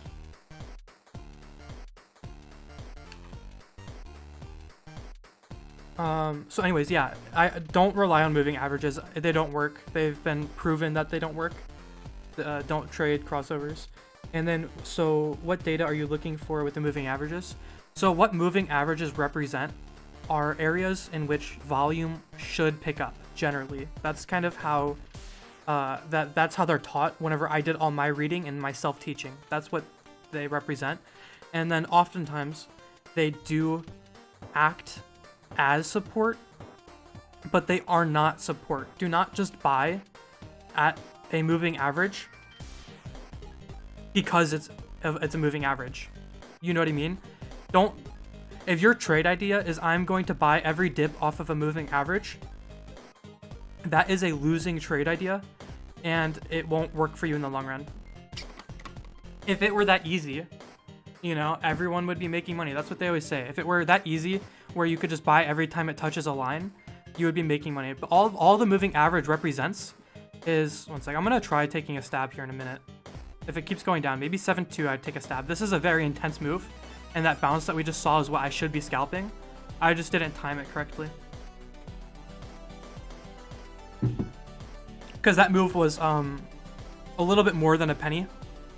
So if I were trading 1,000 shares, you know, it would have been $10 to $15, and if I were trading 500 shares, it would be $5 to $7.50. Anyways, yeah, David, so pretty much with the moving averages, sometimes I will buy an intense move into the moving average, but the takeaway from this is not buy at the moving averages. I just want to be clear on that because there's actually a, I've like coached people that do that, or that do that when they were newer, right? And it just doesn't really work out for you. Man, I really want to buy this. I really just want to buy because this is such an intense move. But I'm not going to because the level 2 is not that active.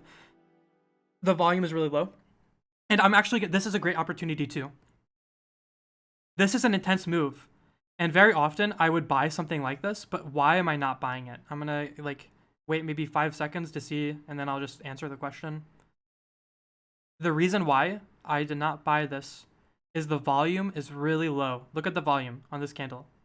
It's 75,000 shares on this candle, you're not going to see a bounce when there's so little volume, because what's creating the bounce, it's either people like covering their shorts or people going long. And when there's not enough volume, it's just going to stay there. Like, right, it moved up like a cent, but we're not going to see any like pretty like intense recovery, like a little jump. You're not going to see it. So that's why I trade stocks that have at least 100,000 shares per 1 minute candle. That is like I have to have at least 100,000 shares per 1 minute candle. Otherwise, I'm not going to trade it. What happened to the music? Here we go.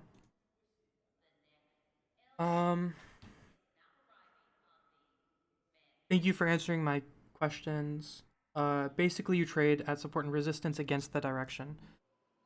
Well, not always, right? Because I mentioned that the two types of pullbacks that I mainly trade is the intense move and the micro pullback. And in a micro pullback, I am trading with the direction, right? So I like to trade a parabolic stock.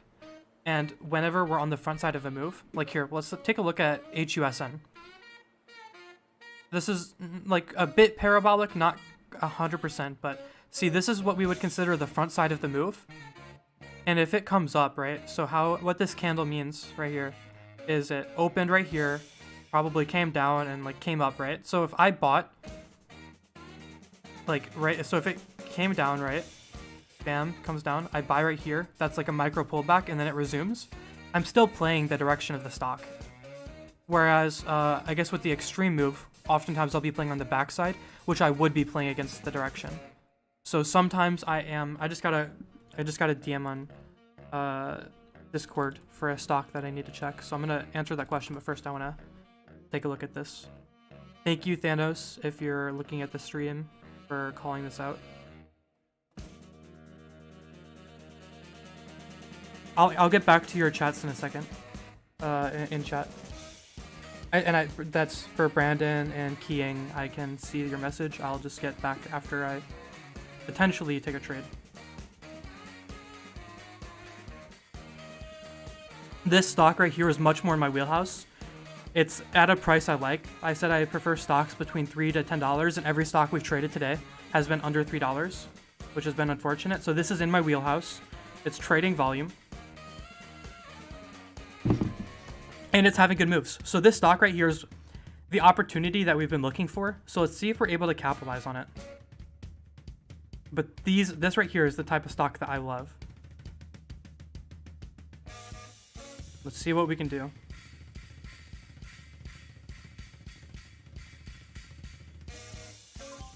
Oh my god, holy shit, we just got fucked. Oh, sorry, I didn't mean to curse. We're just gonna get out of the position. That was really bad. So that's an example of how to not trade, guys. Sorry for cursing. My apologies. We did get a little bit destroyed there, but it is not a worry. We will make it back.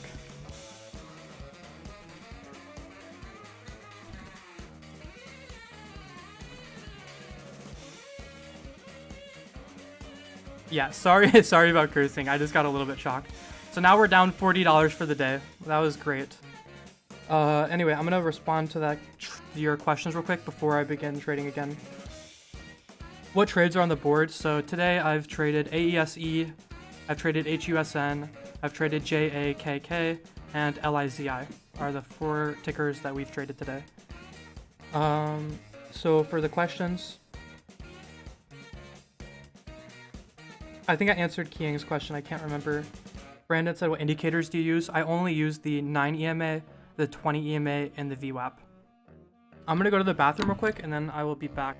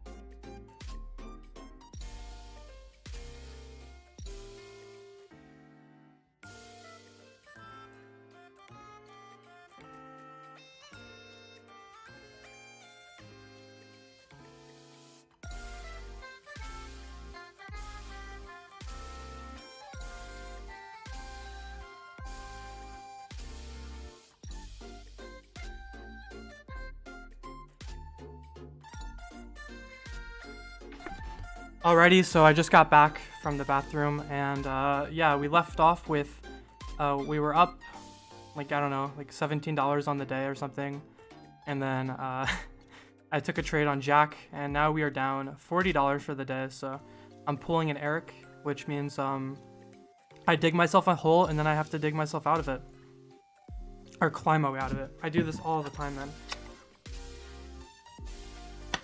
man. Omar said, can I start with a small account?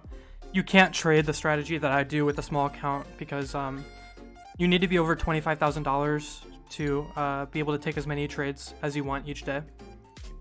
Unless you're out of the United States, in which case you could.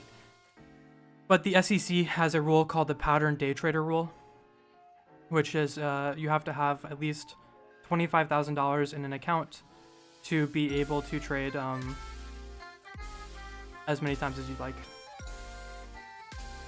Very unfortunate. I need to focus up now though, because I'm actually red on the day, and if I finish red I'll be a little bit upset. So I'm gonna focus a little bit and see if I can dig myself out. At worst case scenario, the worst case scenario that I want to leave myself off today at is down $33, is the very worst that I'm going to allow myself for the day. And the reason why is last week, 4 out of 5 days, we were up over $100, and then one day, we were only up $33. So if today was a $33 red day, if today was a $33 red day, then it would cancel out with my $33 green day last week. So I'd be up net 400, and then it would just kind of be like today, or this week would be a 4-day week. That's how I rationalize my loss. Anonymous user said that's not true. You can day trade without margin, and that's correct. You can trade in a cash account where you'll be able to trade and then you have to wait for funds to settle, or you can trade, do 3 day trades per week.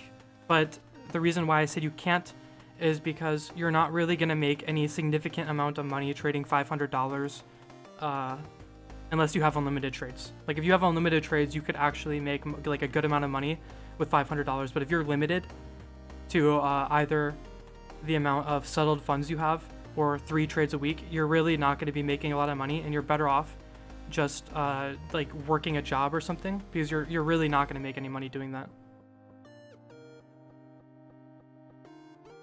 Yeah, that's so like anonymous user just said in chat that what he's describing is a cash account, and that works, and you can trade like I'm doing in that, but you're not going to make any money, like realistically, doing that. To the point where you're better off just investing your money into... Profit asks, how much money have you made today? I'm down $40. I took one bad trade right here on Jack, and that's wiped out all of the gains I had for the day. So not only did we lose all the gains, but we're also down 40. The plan for now is to either end the day at minus 33 or positive.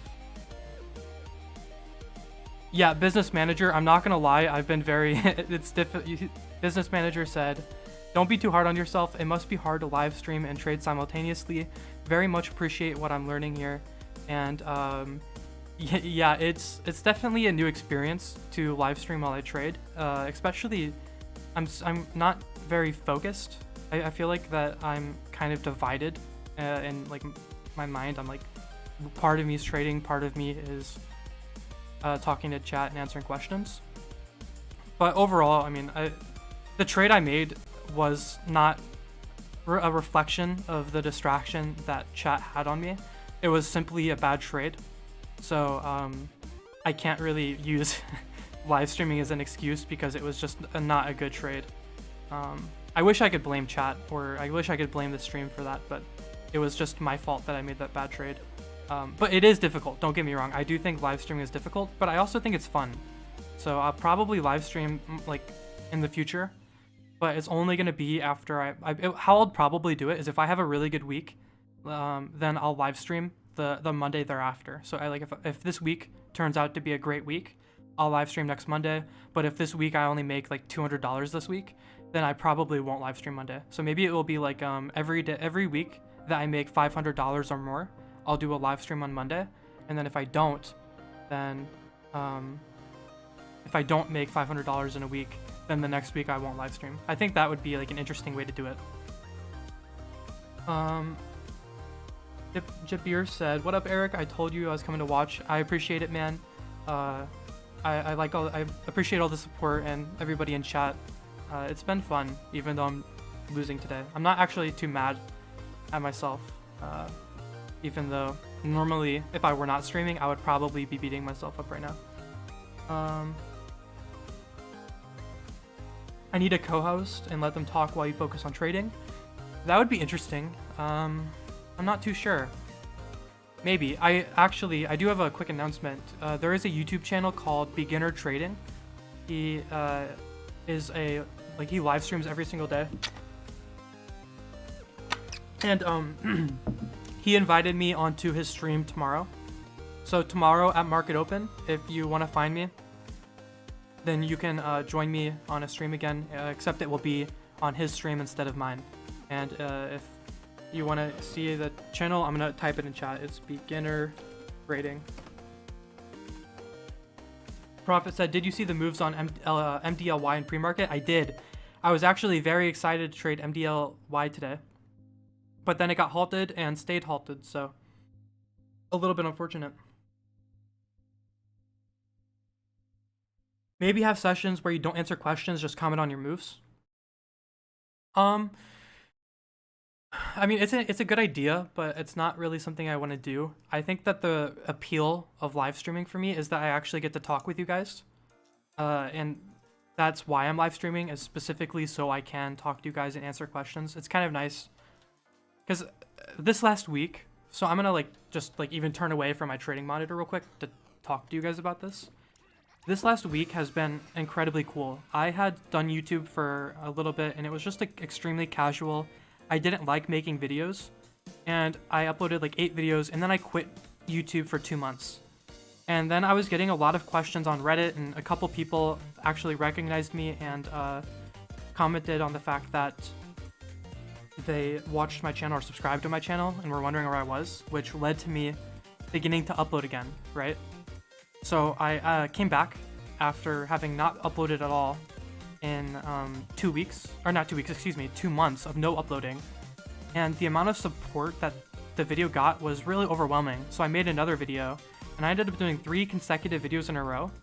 And the amount of support that the channel got was really, really cool. And that's kind of what led to me wanting to do this live stream, is I was really happy that there was so much support for the channel and that people were enjoying the content.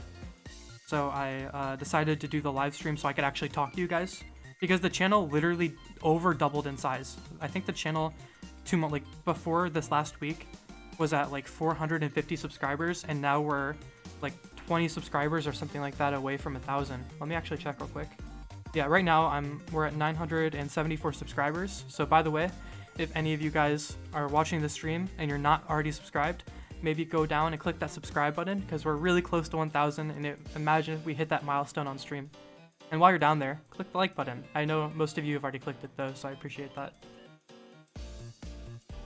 But yeah, so anyway, that's why I probably wouldn't do a stream where I don't answer questions. It's because the only reason I'm streaming is specifically to talk to you guys. Ahmed said, "Exactly, it is hard to trade and talk at the same time. Thank you for the effort." And yeah, I mean, it's a little interesting and difficult, but I mean, I'm having fun even though I'm down 40 bucks. Jip is currently down 20 euros on a trade. Any ideas on how to deal with the mentally with a big loss? Well, I'll tell you what, Jip. I personally, my mental is probably the weakest thing about my trading. I think that my trading is actually pretty solid, but my mental is where I have a lot of room to grow. And how I deal with a big loss. So if the loss is so big that I'm really distraught over it, I'll actually stop trading for the remainder of the week. But if the loss is so I've had a day where I lost $200, right? And for me, that's a reasonable size loss, but it's not so big that I'm gonna be losing sleep over it. Because I have because even though I lost $200, I have days where I make $300 or $400. So I wasn't too upset, but it definitely affected my mental. And how I deal with it is just closing everything, and then just, you know, maybe just go watch like a show or something and just relax, and then come in the next day and don't even think about it. It's pretty much, I think the answer would just to be forget about it, because I know that I have the skills to be able to come in and make money trading. So whenever I have a big loss, the best thing to do is to not let that loss trickle in on the next trading day. Thanos said, "Did you do you like VUZI?" Let me see VUZI. No, I don't like VUZI. The volume is too low for me. 400 to 1,000 man. That would have been a good trade. yeah, that would have been a good trade, but instead it was actually just the subscribers for the channel. But yeah, I mean, that would be a very awesome trade, over 100% gains. Business manager, got it. Thanks. Have to run. I'll see you later. Thank you for tuning into the stream. I appreciate it. How long do I trade per session average? So on average, I trade for probably an hour. Yeah, I think an hour is probably the average. Normally, I think if I weren't on stream, I probably would already be done trading for the day. I would just close at a loss, to be honest. And the reason why is today, like, I don't like this. I can't trade JAKK right now. It's not trading 100,000 shares of volume per 1 minute candle. Look at VUZI, not trading 100,000 shares per candle. Let me see the other stocks I traded. No volume. No volume. LIZI still has volume, but look at the 5-minute chart. Boom. There's nothing there either, so today is kind of a bust. It sucks. I mean, it does suck. $40 loss for the day. It's not going to ruin my week. I'm going to be green on the week. I don't think I'm going to hit $500 this week, which is my goal, right? Every week I try to hit $500. If I don't have a good Monday, the chance of me hitting $500 is slim, unless there's a really good opportunity sometime this week. I'm very much a momentum trader, like through my mentality.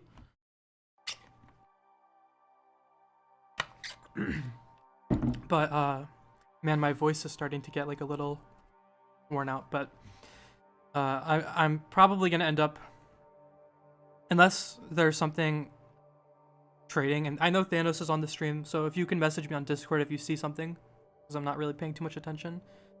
But if there's no more opportunity, I'm gonna just have to stomach a $40 loss. And then for the week, I'm probably gonna aim for $350 to $400 profit for the week, which I think I can obtain. I can hit that pretty easily.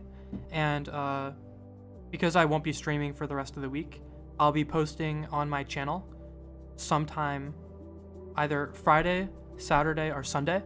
I will post my P&L for the week on my channel, and I'll go over some of the live trades, just like I do in the other live trading videos that I've done, where pretty much what will happen is you'll get like the best content curated into a compact format. So I forgot what I was saying, but I'll go to the next question. Jip said, "For how long have you been trading, and how did you get started?" So I think I've been trading now for 8 months. Yeah, I think it's been 8 months. I don't know the exact date that I got started, but I think it's been 8 months. And how did I get started? So initially, and I think it's actually how a lot of people get into trading. And if you've watched my video on 4 tips to get better at trading, you'll know that I started out trading options, and that's why my Reddit handle is u/Eric Options. I got in through Wall Street Bets, unfortunately. They had a post go to front page. I saw it and I was like, wow, that's interesting. And I also had a roommate, because this was last school year, my roommate had a Robinhood account and he wanted me to sign up using his referral link. So I signed up with his referral link, and I was like, okay, let me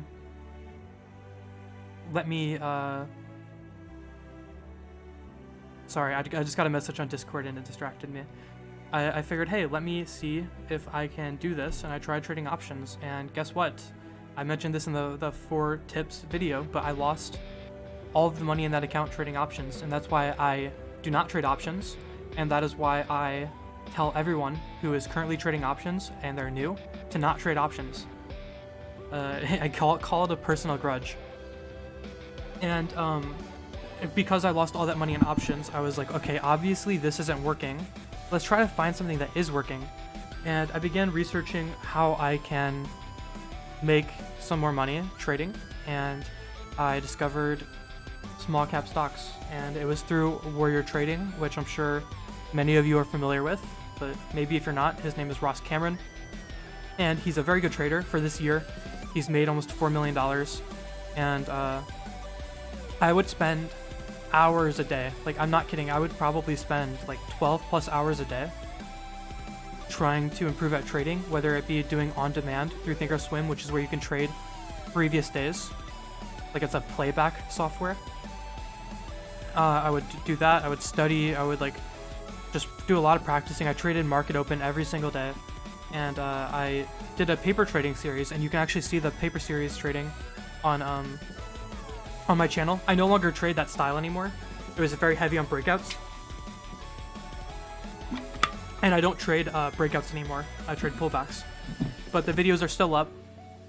And I took a paper trading account from $2,000. I started with $2,000 in a paper trading account, and I took it to over $30,000, and that's when I went live. And since I've been live, I've been green every single month. Alright, I'm gonna go to the next question. It was, hey, I got here late. Is there any way I can watch the whole stream from today? Yeah, so the whole stream will be put on my channel, though I'll be honest, if I were you, I probably wouldn't watch the stream. I'm gonna be honest. And the reason why is because there's hours of content, and it's not filtered to only display the action. You know what I mean? There's going to be like stale moments.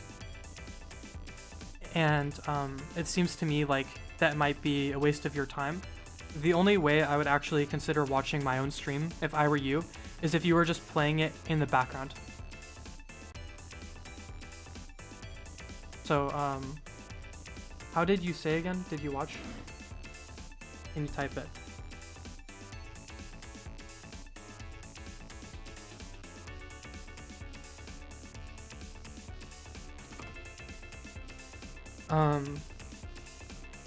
Kyle says, so I was trying some of this on Robinhood, and now it won't let me sell because it has identified me as a day trader. What was the thing you said about 25K? Okay, so Kyle, what happened is you broke the pattern day trade rule. If the SEC, the Securities Exchange Commission, has set a rule where if you don't have $25,000 in your account, you're only allowed to do, okay, one sec, I gotta reply to.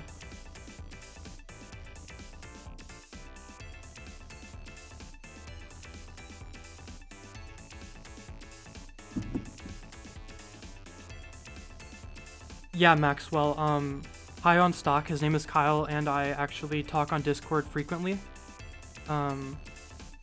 We actually talk on Discord frequently, and we do trade similarly. I would call him my friend. It's fun bantering with him sometimes, but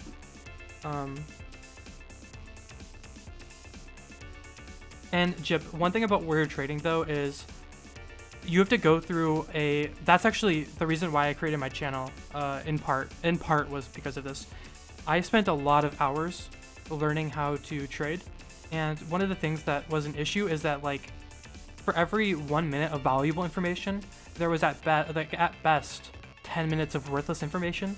So the goal of my channel was to try to eliminate all the like worthless information and only provide value is kind of the goal.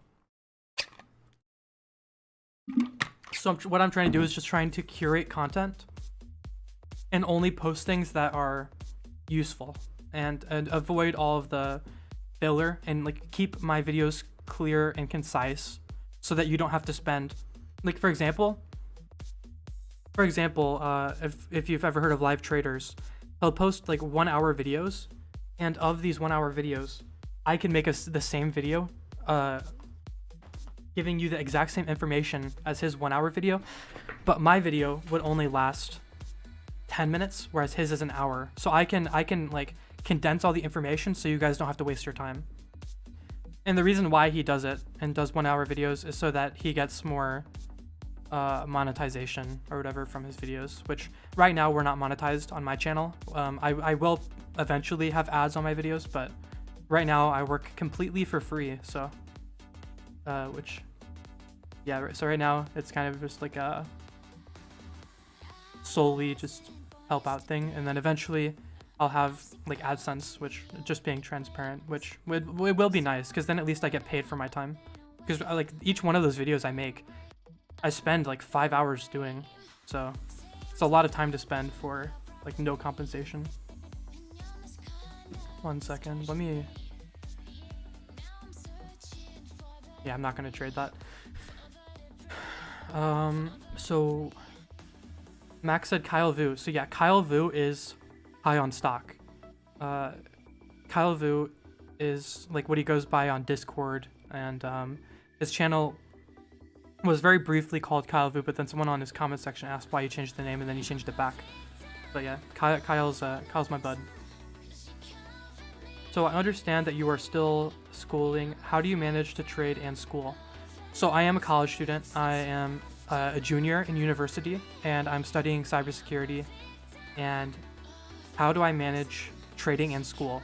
So like today, for example, I don't have class. I only have class Tuesday, Wednesday, Thursday, Friday. Man, you can tell my brain is scrambled because I can't even list the days. But yeah, so I have class Tuesday, Wednesday, Thursday, Friday, and a lot of times my classes are in the afternoons as well. And if I do have class in the morning, I'll actually trade while I'm in class. Because right now we're doing online school, right? Like you can do Zoom calls for classes. So I can trade while in class if I want, or I have classes in the afternoon. So I have plenty of time to trade. And then like trading only takes, an hour a day or so. So I still have plenty of time to do all my homework and all my other responsibilities. Yep. I still don't think there's anything. Hey Thanos, is there anything worth trading? Do you see anything? Because I'm not paying attention, but if there's not anything worth trading, I'm gonna take any other questions, and then I'll be done for the day. Wait, when was that message? CEI. He messaged that a little bit ago. I mean, it's interesting. Do you plan to work full trading, or like do full-time trading after school, or do you plan to go a normal career path? So that's a bit of an interesting question, and this is my answer. So at the moment, I have been doing Wimmy. Oh dude, I love Wimmy. I've traded Wimmy before. I hope Wimmy's looking good. I've always had, wow dude, that's crazy. 1 second, I'm gonna focus for a minute, see if I can.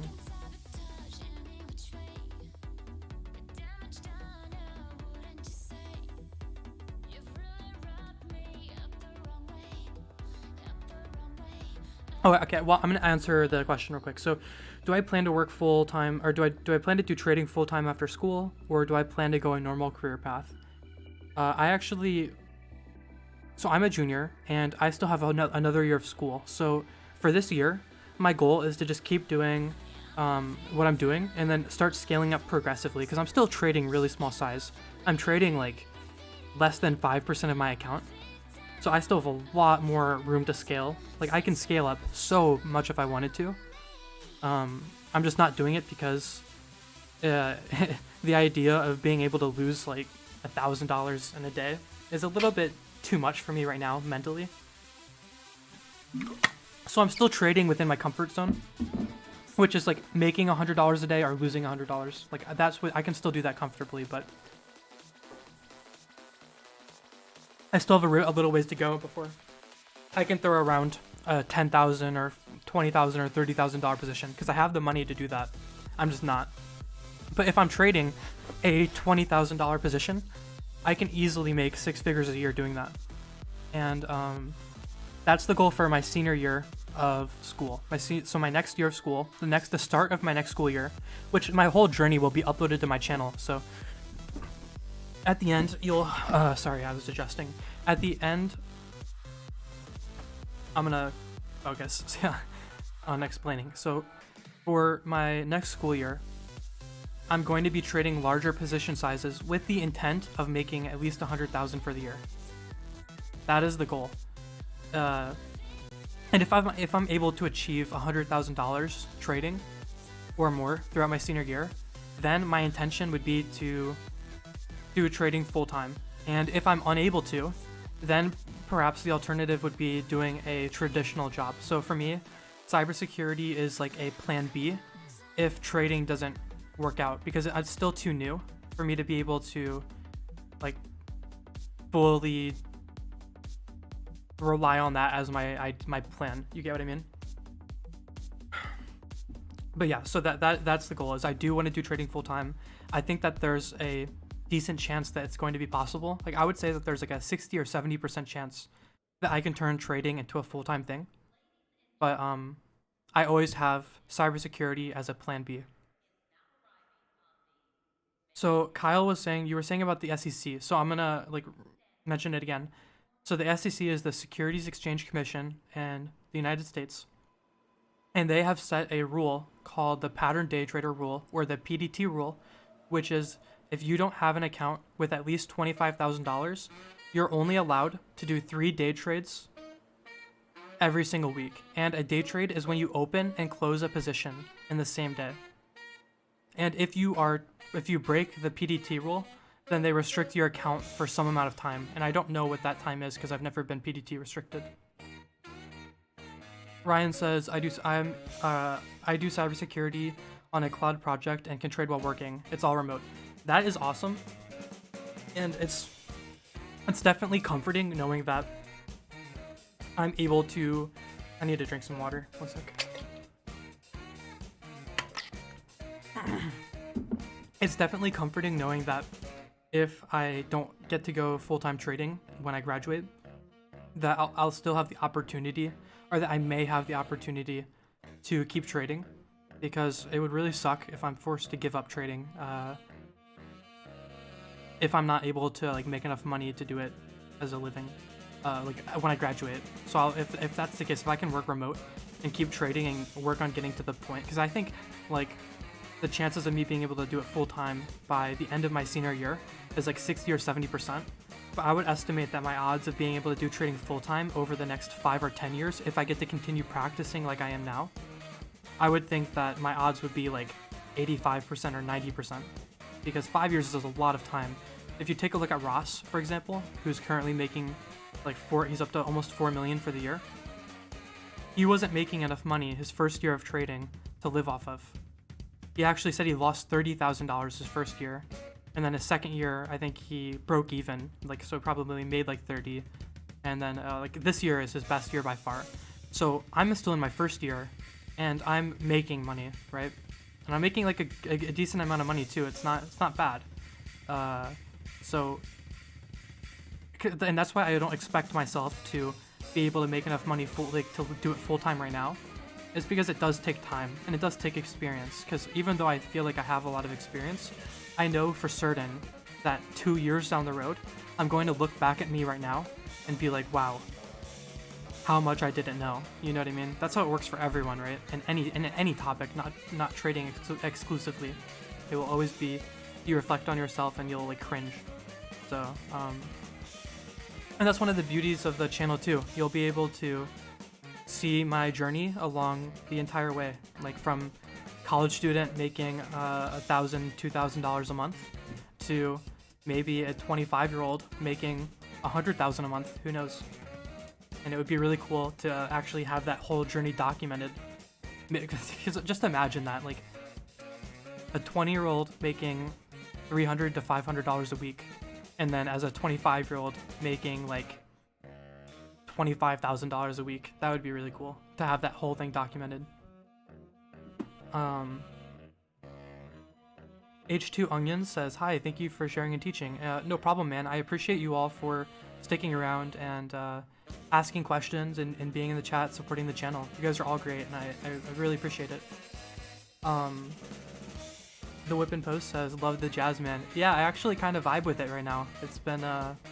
It's been nice in the year.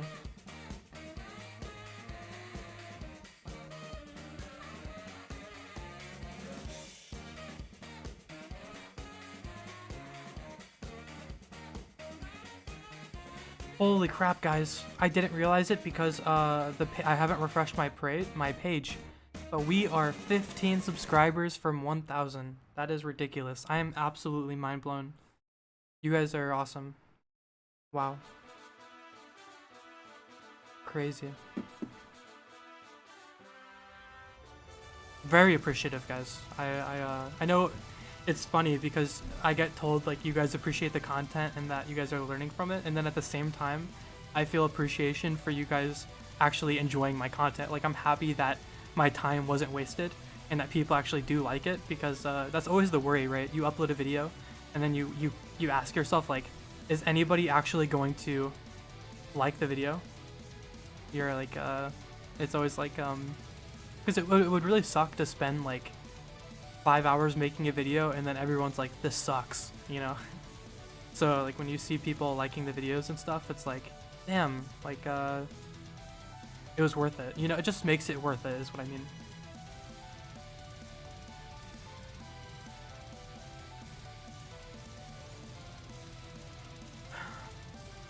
Thanos, are you still trading? How are you doing today? How did you end up doing? I mean, obviously you know how I did. Currently down 40. Maybe I should trade, dude. Should I do it? What do you guys think? Should I make some trades? Let me know what you think in chat. Should I try to... Oh no, I'm not gonna stream daily. I'm not gonna stream daily. I think that the Mondays are gonna be the streaming day, and I mentioned this earlier, but sorry, I gotta keep drinking water. I haven't talked this much. Oh, you're lucky you traded MDLY. I wasn't trading in pre-market because I was too busy talking to chat. So okay, I'll try. I might take a couple more trades, but I'm telling you what, my max loss today is gonna be $50. I don't want to lose more than $50 today because on stream and stuff, trading might be a little bit of memes, but whenever stream is off, it's like pure grind and pure like focus. And I don't want to be regretting tomorrow how much of a hole I dug myself. And don't forget, at the end of the week, I will be posting my weekly P&L, and I'll show you guys some of the trades to make back the money that I lost on stream today. So you'll get to see that, don't worry, because I will 100% end this week with at least $200 profit. And again, $200, not a lot of money, but I'm a college student. I'm happy with 200 bucks, I'm gonna be honest. Because I get comments on Reddit threads that I've had telling me, hey Eric, you need to start going for more money. You're trading too small. And to a degree, they're right. I mean, my account is a lot bigger than, like, $200 in the grand scheme of my account isn't a lot of money, but I'm happy with it, and that's what matters. I'm satisfied.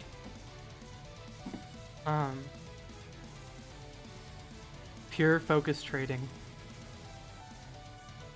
Maybe. Let's see. Man, I don't know. It's kind of fun, though. Oh, yeah, the question about the live stream. So, the streams will be on Mondays, and I think that what I'll do is if I make $500 a week, or maybe we'll go lower. If I make $300 in a week, then I'll have a stream on Monday.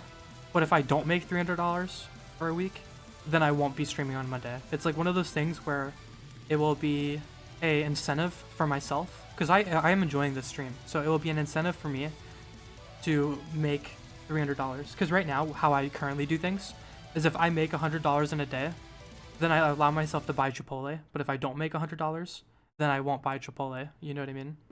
So it's like another incentive for me to perform.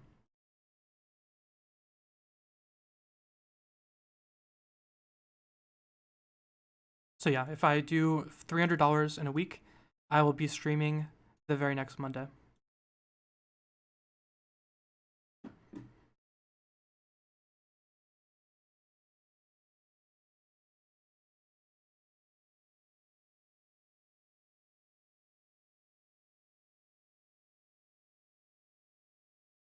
Yep, Monday's in the calendar, exactly. Yep.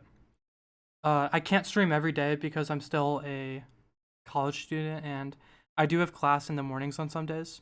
And I will trade in class, but streaming during class would be too much. So what do I mean by flush? A flush is essentially a wide range red candle. So like right here would be like a flush on the 5-minute chart. You can see it tested the high of day, it failed.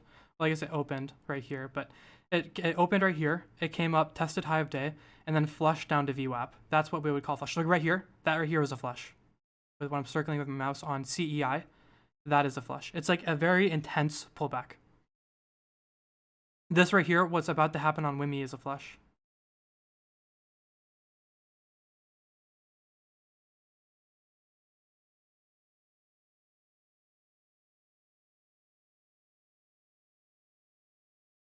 The music keeps stopping. It keeps asking if I'm away.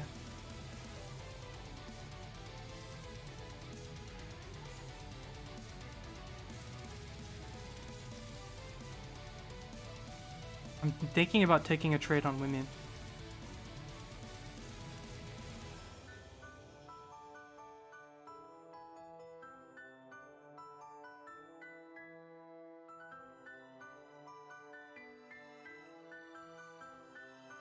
I'm watching, just kind of paying attention.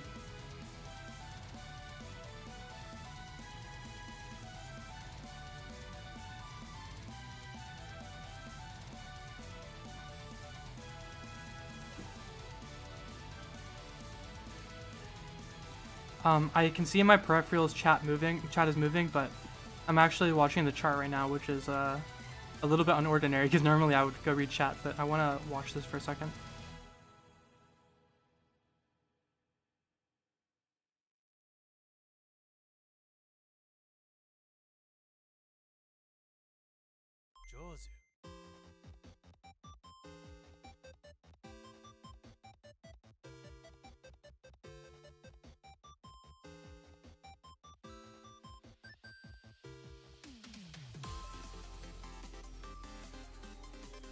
Breno, the small cap market isn't really affected by the overall market that much. It's pretty independent. Like whether the overall market is going up or down, the small cap market will still do its thing.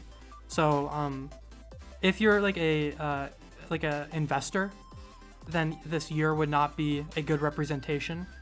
Or if you're a large cap trader, or if you're an investor, this year would not be a good representation of what you're capable of doing. But for the small cap market, whatever you do this year, you should be able to do any other year, essentially. Because just because the overall market is hot doesn't mean the small cap market's hot. They're independent of each other, for the most part.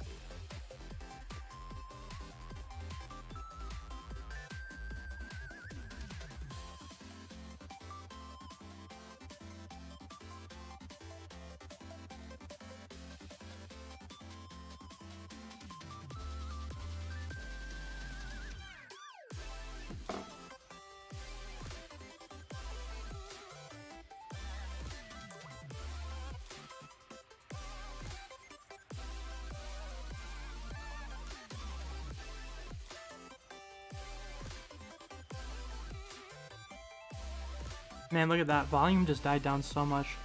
It should pick up though if we can get back up to higher day.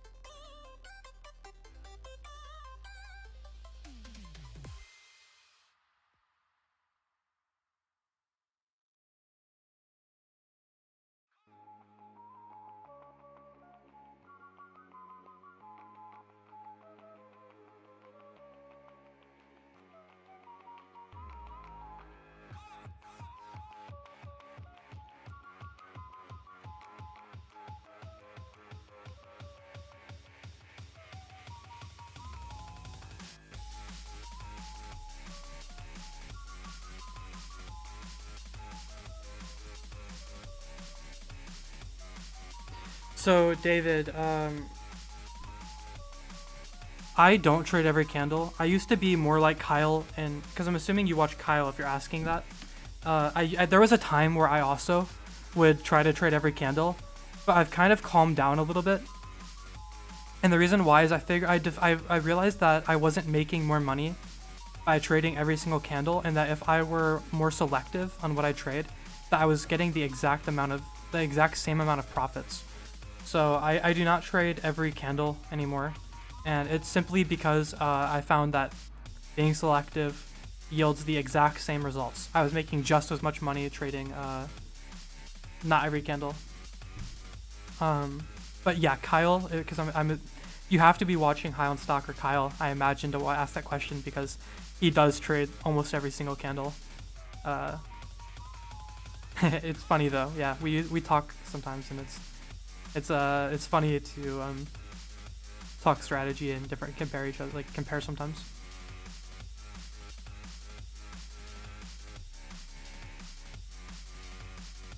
But today, I mean, I'm not trading anything today. I mean, I've taken like 5 positions or something, like super small. I'm gonna put out some banger trades for the rest of the week, so that the recap video at the end of the week can still be entertaining and good.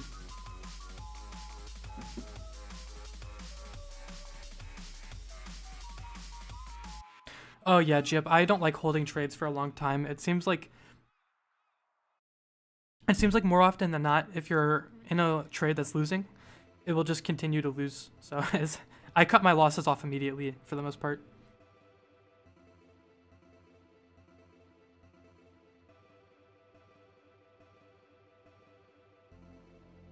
Yeah, there's not really much volume on this. It just really died off. It's super unfortunate. There is volume on CEI, but it's so I mentioned before, but the type of stocks that I trade best are between $3 and $10. So and today, of the stocks that I've traded, I think only one of them was above $3. So it's a bit unfortunate. And the reason why I don't like stocks that are like around this $1 price range is because a 1 cent move on this stock is almost 1%. And I don't know, I just don't like that. I'm not a big fan of that.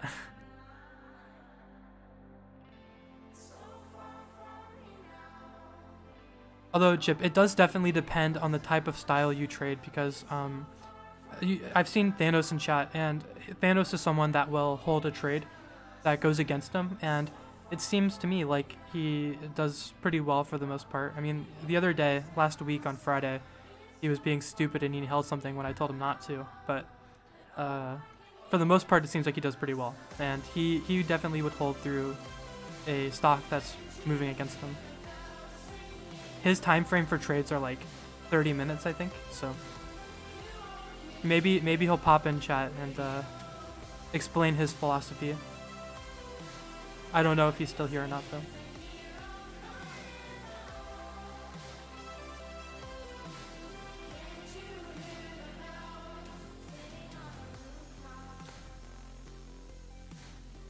$12 subscribers from 1,000. That's crazy, man. If it happens on stream, that would be pretty cool, but I don't know if I'm really thinking I'm probably not gonna trade because this isn't an ideal setup.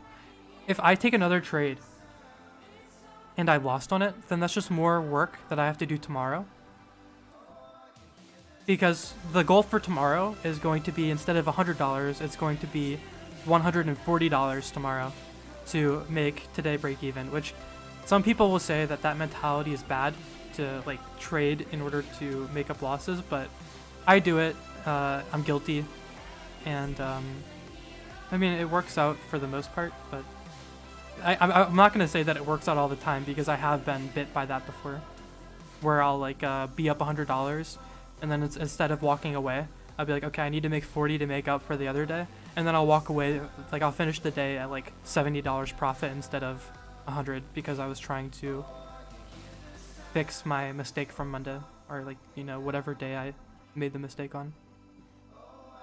And that's why, you know, last Wednesday here actually let me just pull it up. Let me pull it up. It's easier. So this is for last week, right? So this was Monday, this was Tuesday, and then this was Wednesday, right? So Wednesday I only made 33 bucks. Why didn't I make a $100? It's because it was like today where I'm not feeling it. Like I'm not vibing, and when I'm not vibing, sticking around and trying to force it is just not a good idea. So like if I were not streaming, I think I probably would have closed already, and I'm probably going to close in a couple minutes too.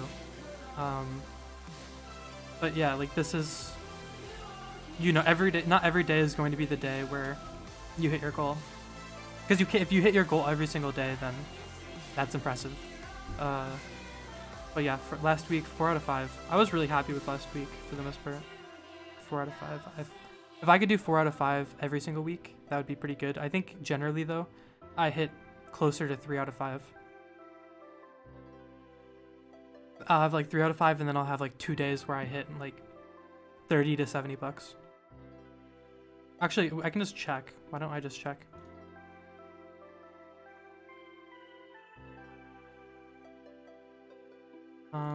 How does the month go? So it was 28.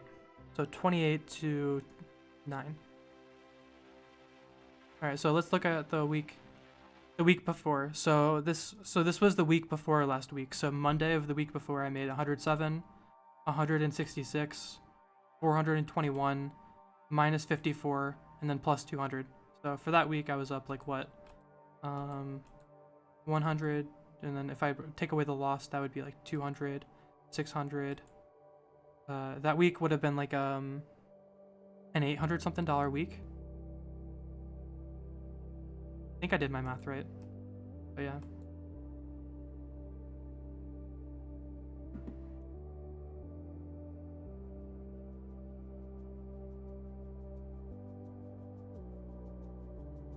I'm gonna look through the Discords one more time, and if I don't see anything, I'm probably going to end stream unless anybody has anything that they want to talk about, because as far as trading goes, I'm not really liking anything, and I'm not really feeling it either. And forcing yourself to trade when you don't really feel like it is something I've learned is a bad thing to do.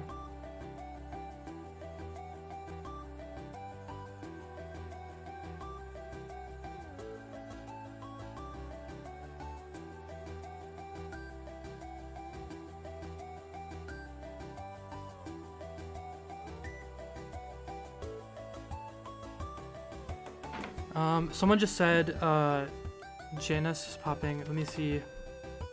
Oh, okay. Am I still going to upload and stream? Do you mean, am I going to upload the stream, or am I going to continue uploading videos in the future?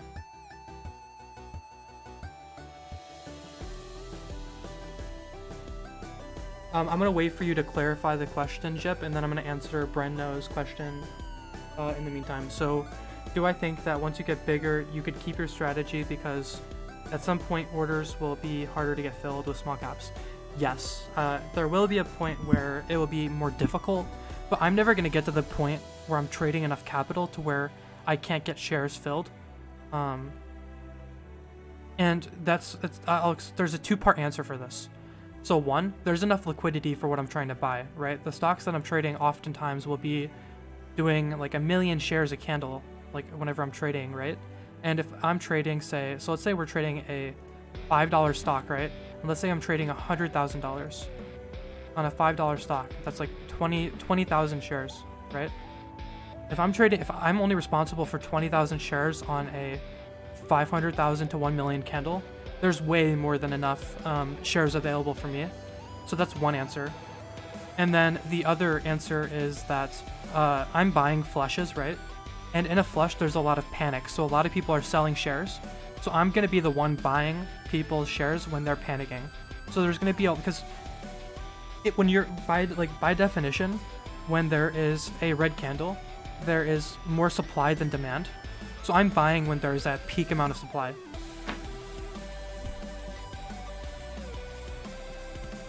Oh, so uploading videos in the future. So yes, I'm going to be continuing to upload videos for the foreseeable future. Like, I'm expecting that I'll probably still be uploading.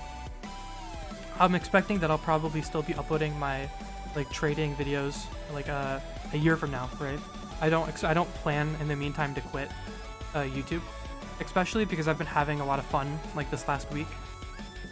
And as long as I'm still enjoying YouTube, like I don't enjoy making videos, but I enjoy like interacting with people on YouTube, and as long as I continue to enjoy that interaction, I'm gonna keep uploading. And streaming, you said maybe you'd stop because no, I do enjoy streaming, but it does affect my trading, so that's why I'll only stream on Mondays. Like I'm only going to stream on Mondays, and I might not do it every Monday, but you'll know if I'm going to be streaming on the Monday because I upload videos over the weekend, and on my weekend video I will like let you guys know if you should be expecting me to stream on Monday. That's kind of the plan. So I will be uploading probably 1 to 3 videos a week for the foreseeable future, depending on how much content I have. I'm gonna drink some water real quick. Yeah, so I'm going to be doing 1 to 3 videos a week for the foreseeable future, and I will be live streaming on Mondays, kind of whenever I feel like it, and you'll know by... Sorry, I was reading chat. And you'll know because I will be specifying it in my videos throughout the week. Matthew says, I trade pullbacks, but like way different than how you do it. Yeah, so I trade like the intense moves. Okay, or you do a larger time frame. Yeah, that's just because I'm scalping, and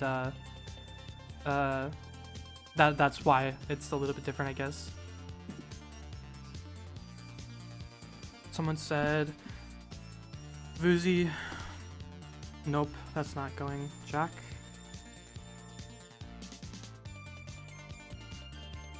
Not. Venus.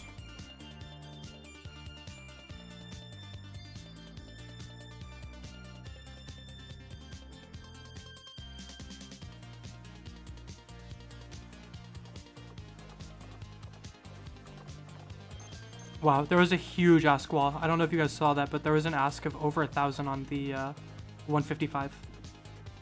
Very, very big ask wall.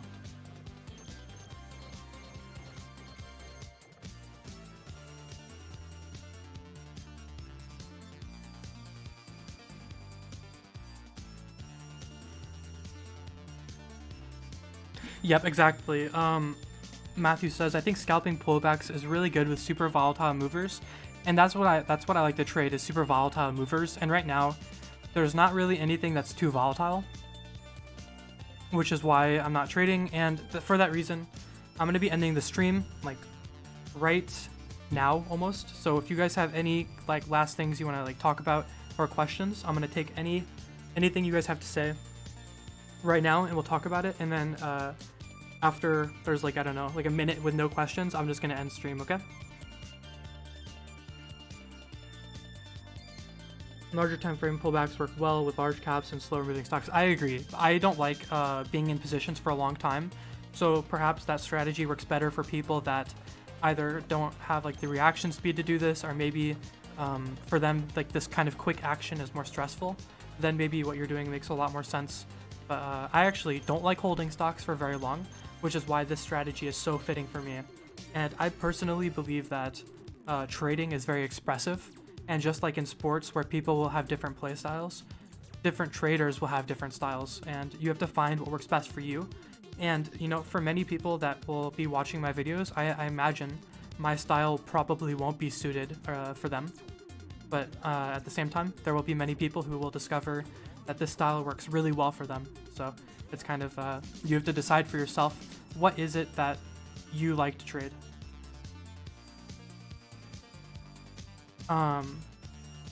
So David asks, what's the third type of play you look for, Eric? The micro pullback, wide bar, which I just want to, I call it like an intense move, but you can call it a wide bar too.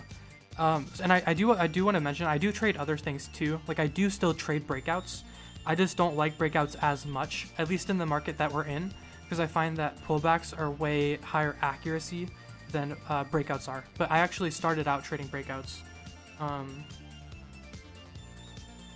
And the last play, which in the pullbacks, so you can watch the video on how to trade pullbacks, by the way, if you want more detail.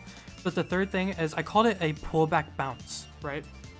And the difference between a pullback bounce and a pullback, so these are all terms that I made, by the way. But a pullback bounce is more off of like a support level, right? So oftentimes, and I don't want to call the 90 MA a support level, but oftentimes on these parabolic stocks, right, what will happen is there will be like this like really, really big breakout, right? And then it will be an equally strong, intense move into the 90 MA, and then it will just bounce really, really hard. Like right here, this is an example, right? So it comes up to 154, it comes up to 55, fails, and it comes down to VWAP really hard, and then it bounces up. So this would be like what I call a pullback bounce. And I don't trade it very often, but I do trade it, and that's why I mention it in the video. But by far, the two things that I trade the most often is a micro pullback. Like right here, I would be looking to do a micro pullback. Right here is where I would be like looking to utilize a micro pullback. And then right here would be a flush, which is like right here, where it like where it literally just crushes through everything and then just falls down. That would be my intense move. H2 Onion says, do you have a video where you take a look at a stock that you're playing for the next day? Like the items you look at when it goes. So it's impossible for me to create a video of the nature you described. And the reason why is because I don't know what I'm going to be trading tomorrow. How I decide what stock I'm going to be trading tomorrow is I wake up and I look at whatever is the biggest moving stock in the small cap market. Like I don't do any fundamental analysis over the stocks that I trade. I don't look at their balance sheets or their financials. I don't look at their profit, like their model, like their I don't look at how their business model is set up. None of that matters to me. The only thing that matters to me is how much volume they're trading, what their float is, if there's a catalyst, like you know the stuff that I mentioned, and the stuff from the last video I uploaded. But yeah, so you'll never see a video on my channel relating to stock picks. Like that is another type of channel that people do on YouTube, is stock picks. But I don't like that because it's not how my style of trading works. Jip says, I probably won't be on next week's stream, Eric. I have a busy school week next week. Keep up the grind. I appreciate it, man, and there's absolutely no worries. Everyone should just come and go as they please, and you know, I just hope that everyone figures out a style of trading that's suited for them, and they can work on it, master it, and hopefully, you know, make some profit with it.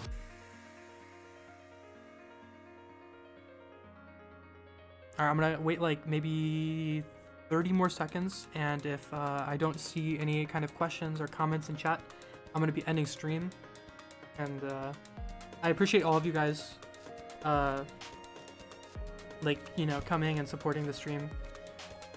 Very, very... Oh wait, Matthew did a frown face. Did I miss a question? I missed your question, I'm sorry.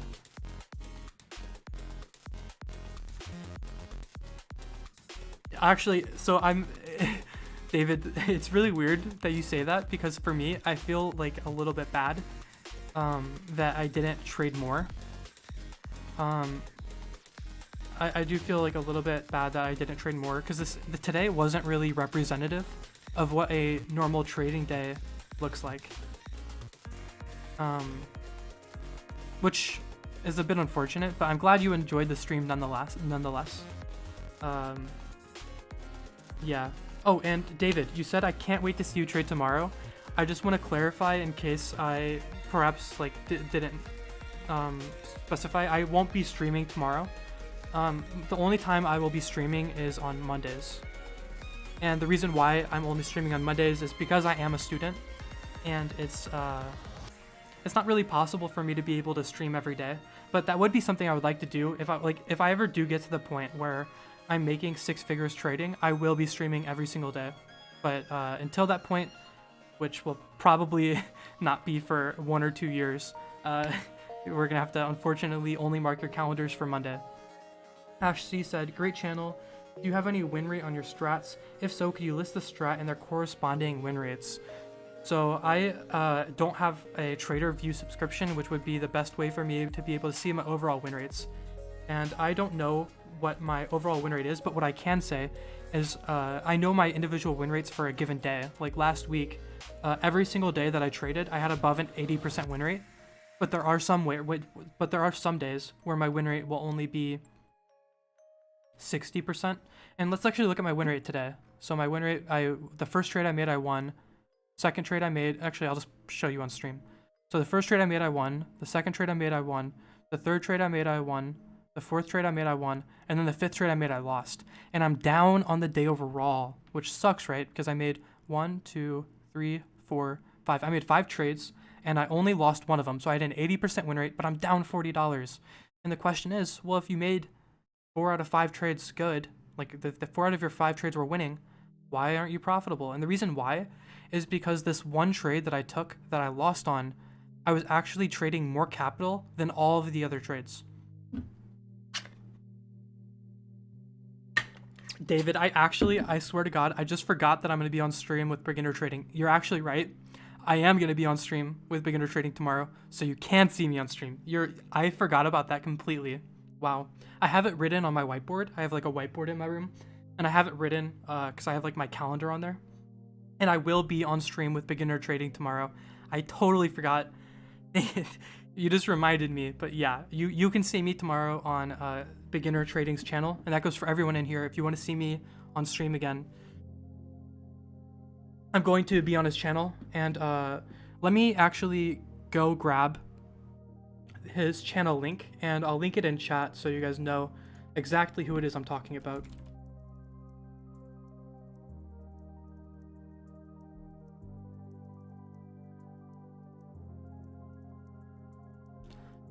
Okay, I'm going to be posting in chat. So that is beginner trading, and I will be on his stream tomorrow morning at market open. Damn, I completely forgot. Thank you so much, David. I mean, I would have remembered eventually because I would have looked at my calendar to know what I need to do. But yeah, it's good because now I can remind everyone that you can find me there tomorrow. And what I was saying before David mentioned that is today I traded with an 80% win rate, but I actually ended red on the day because the one trade that I lost, I was trading with more money than the rest of the positions I took. And just the trade I made was really bad. I lost a lot of cents on that. That was definitely a horrible trade. It was a bad trade with more money than I traded the rest of the day, which is just a recipe for disaster. Matthew N says Janus is looking good, but I mean, it's still like not really volatile enough for me. Like, what is the range on these candles? The range on this candle is 2 cents. This is a 2-cent candle. That's not a lot of volatility. That's not a lot of room for me to make money. So I'm not going to end up trading that, especially because right now I'm not focused at all. And it's because I've been like, not focused on trading. Quay says, how much capital are you trading with? So it really depends on the day. And because I was on stream today, I was trading with less capital than I ordinarily do. This morning, this morning I was trading with, I'll show you guys again. So this morning, the first trade I took was a $400 trade. The second trade I took was a $400 trade. The third stock that I traded was a $700 trade. Then the fourth trade I made was a $500 trade. So I made a bunch of like $400 to $500 trades.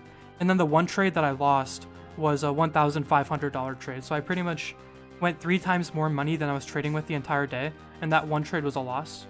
So that's why we're red on the day. It's quite unfortunate because if I had traded more money earlier in the day, then we would still be green. But I just scaled up on the wrong position. But ordinarily, when I'm not on stream, I trade with around $3,000 of capital. I trade with $3,000 to make $100 a day. Ash says, thanks, appreciate it. Should you have the risk amount? Sorry, my eyes are deceiving me. So you said, thanks, appreciate it. Should you have risk the same amount on all trades? What's your R to R look like? So I don't have a defined risk to reward ratio, but I trade with, most of my trades are probably close to like a 1-to-1 risk to reward ratio. But I don't like define every single trade I take because I don't think that's realistic. You can't expect the scenario to always grant you a 1-to-1 or a 2-to-1 or 3-to-1. You just have to trade what's given to you, and your levels, your profit target and stop loss should be determined by information on the charts, rather than arbitrary numbers that you just decide, like a 2-to-1 risk to reward ratio. But if I had to guess though, my risk to reward ratio is close to a 1-to-1, maybe like a 1.2-to-1 or something like that. And then the reason why I'm profitable is because my win rate is like above 80%. Matthew says, yeah, and volume's kind of dying. I'll see you later, man. I will see you, Matthew. I appreciate you checking out the stream, and thank you for supporting the channel. We are 11 subscribers from 1,000, so we're not going to hit it on stream, but it's not a big deal because I had a great time with all of you guys here. It was very fun. I'll definitely be sure to stream more often. You can check me out on stream tomorrow on Beginner Trading's YouTube channel, and I'll be doing a collaboration. He also trades small cap stocks. I think he trades a lot smaller size than I do. Like even today, I think he still trades smaller than I was doing today. I don't remember exactly how much he trades with, but I can't really speak. I don't know too much about. I watched like a couple of his streams, but I don't know enough about him to give a review. I know he's a cool dude though. I just don't know too much about his. When you look at your top gainers, are you looking at the highest gainers or the highest gainers that start with 5%? So I think you're talking about. I think what you're talking about is my criteria for the stocks that I scan, and one of the criteria is that the stock had to have gapped at least 5%.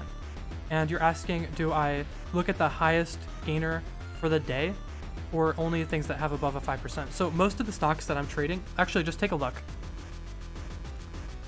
The stocks that I was trading today are up 29%, 18%, 53%. You know what I mean? A lot of the stocks that I'm trading will always be up a lot, but really what determines whether or not I'm going to be trading a stock is that it has gapped, but the amount of how much it's gapped isn't what's most important.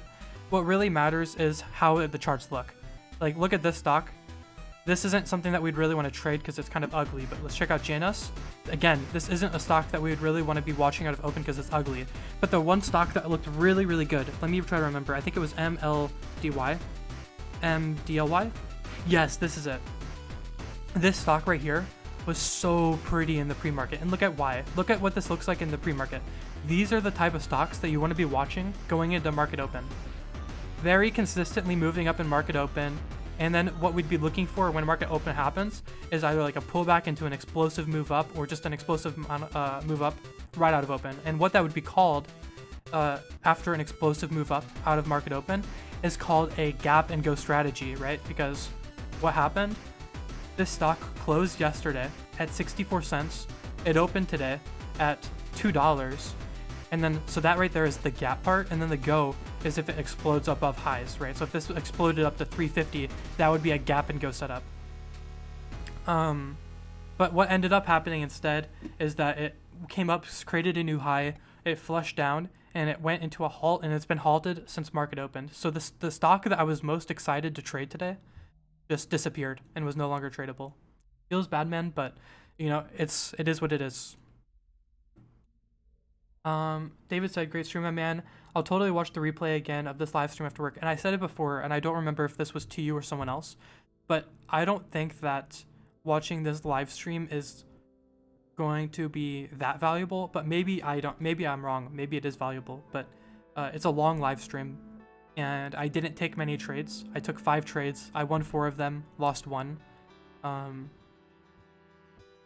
then the rest of it was mostly me just answering questions in chat. So if you do want to watch it, maybe just listen to it in the background, but I definitely wouldn't give the replay your attention. I think that there's other things that are more worth your time. There's things that are more valuable that you can like look at. Actually, for example, if any of you guys watching this stream still haven't watched the last 3 videos I uploaded, those are gonna be, well, actually maybe not the last 3. I'm gonna pull up my channel real quick, and I'll give you guys recommendations over the videos that I made that I actually think are worth like a lot of value.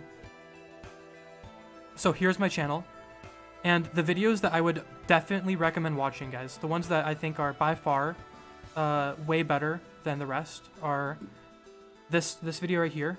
I'm unstoppable with this pullback strategy. Definitely check out this video. It's a very good one. What I wish I knew as a beginner day trader, another great video. Definitely check that out. 4 simple tips to improve at day trading quickly. Very, very good video. Like these are some of my better videos. And then how to make $650 day trading pullbacks, live day trading. Very, very good video. These 2 videos right here are ones that are only related to Thinkorswim. So if you trade on Thinkorswim and you want a setup or scanner, then these videos are useful for you, but otherwise they don't really matter to you that much, or they shouldn't matter that much. Then these 4 videos right here, I only think that these are worth watching if you are interested in my kind of history, I guess, because this is back when I was still in my like learning phase. Like I was still like improving and developing my strategy. Like that's why my strategy that I trade now isn't the same that I trade in these videos. Like actually, if we take a look at the video, look at my comment. I said, edit in the series, I trade a bit different than I do now, because I want to make sure that people know that these videos are a little bit outdated, but they still are cool if you want to know a little bit more about me. But yeah, the videos, again, I'm going to like reiterate one more time. Videos that you should watch, in my opinion, are I'm unstoppable with this pullback strategy, what I wish I knew as a beginner day trader, 4 simple tips to improve at day trading, and how to make money trading pullbacks. Those 4 videos have a lot of value, I think. I think they're high value videos. Definitely consider those worth checking out.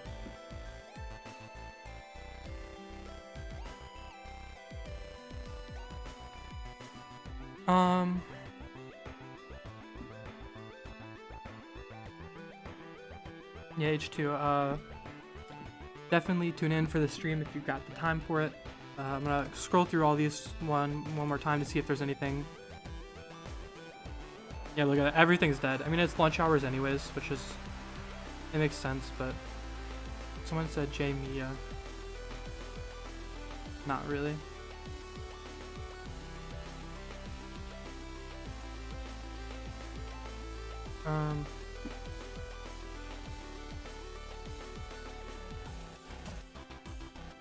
Yeah, I just want to share something real quick in the Discord. This right here is how I feel about the whole day. That is my thoughts on the day. Slow day. Need a change of Momo. D-Flash. Agreed.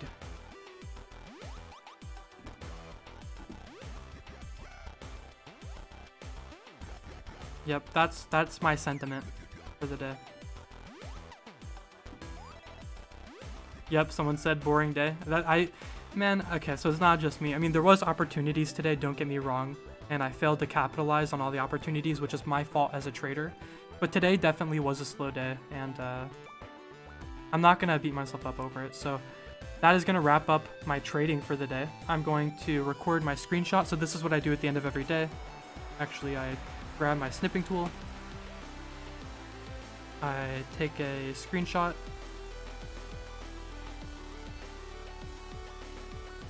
I file, save as. We'll pull that over here. P&L folder, I record it for 10-12.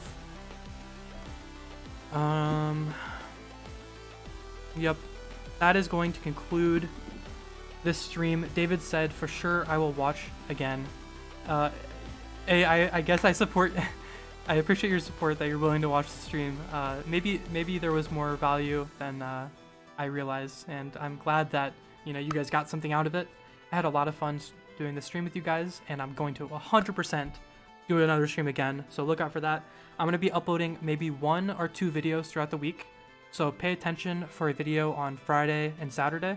There will be 1 video in that time frame, and then I may upload a video Wednesday or Thursday if I have a really good an educational trading day over the next couple of days. I'll like put together a little live trading video, explain what's going on, tell you guys what's up, try to provide as much value as I can, and that's it. So you all are great. I had a lot of fun. I'm going to end the stream. Bye.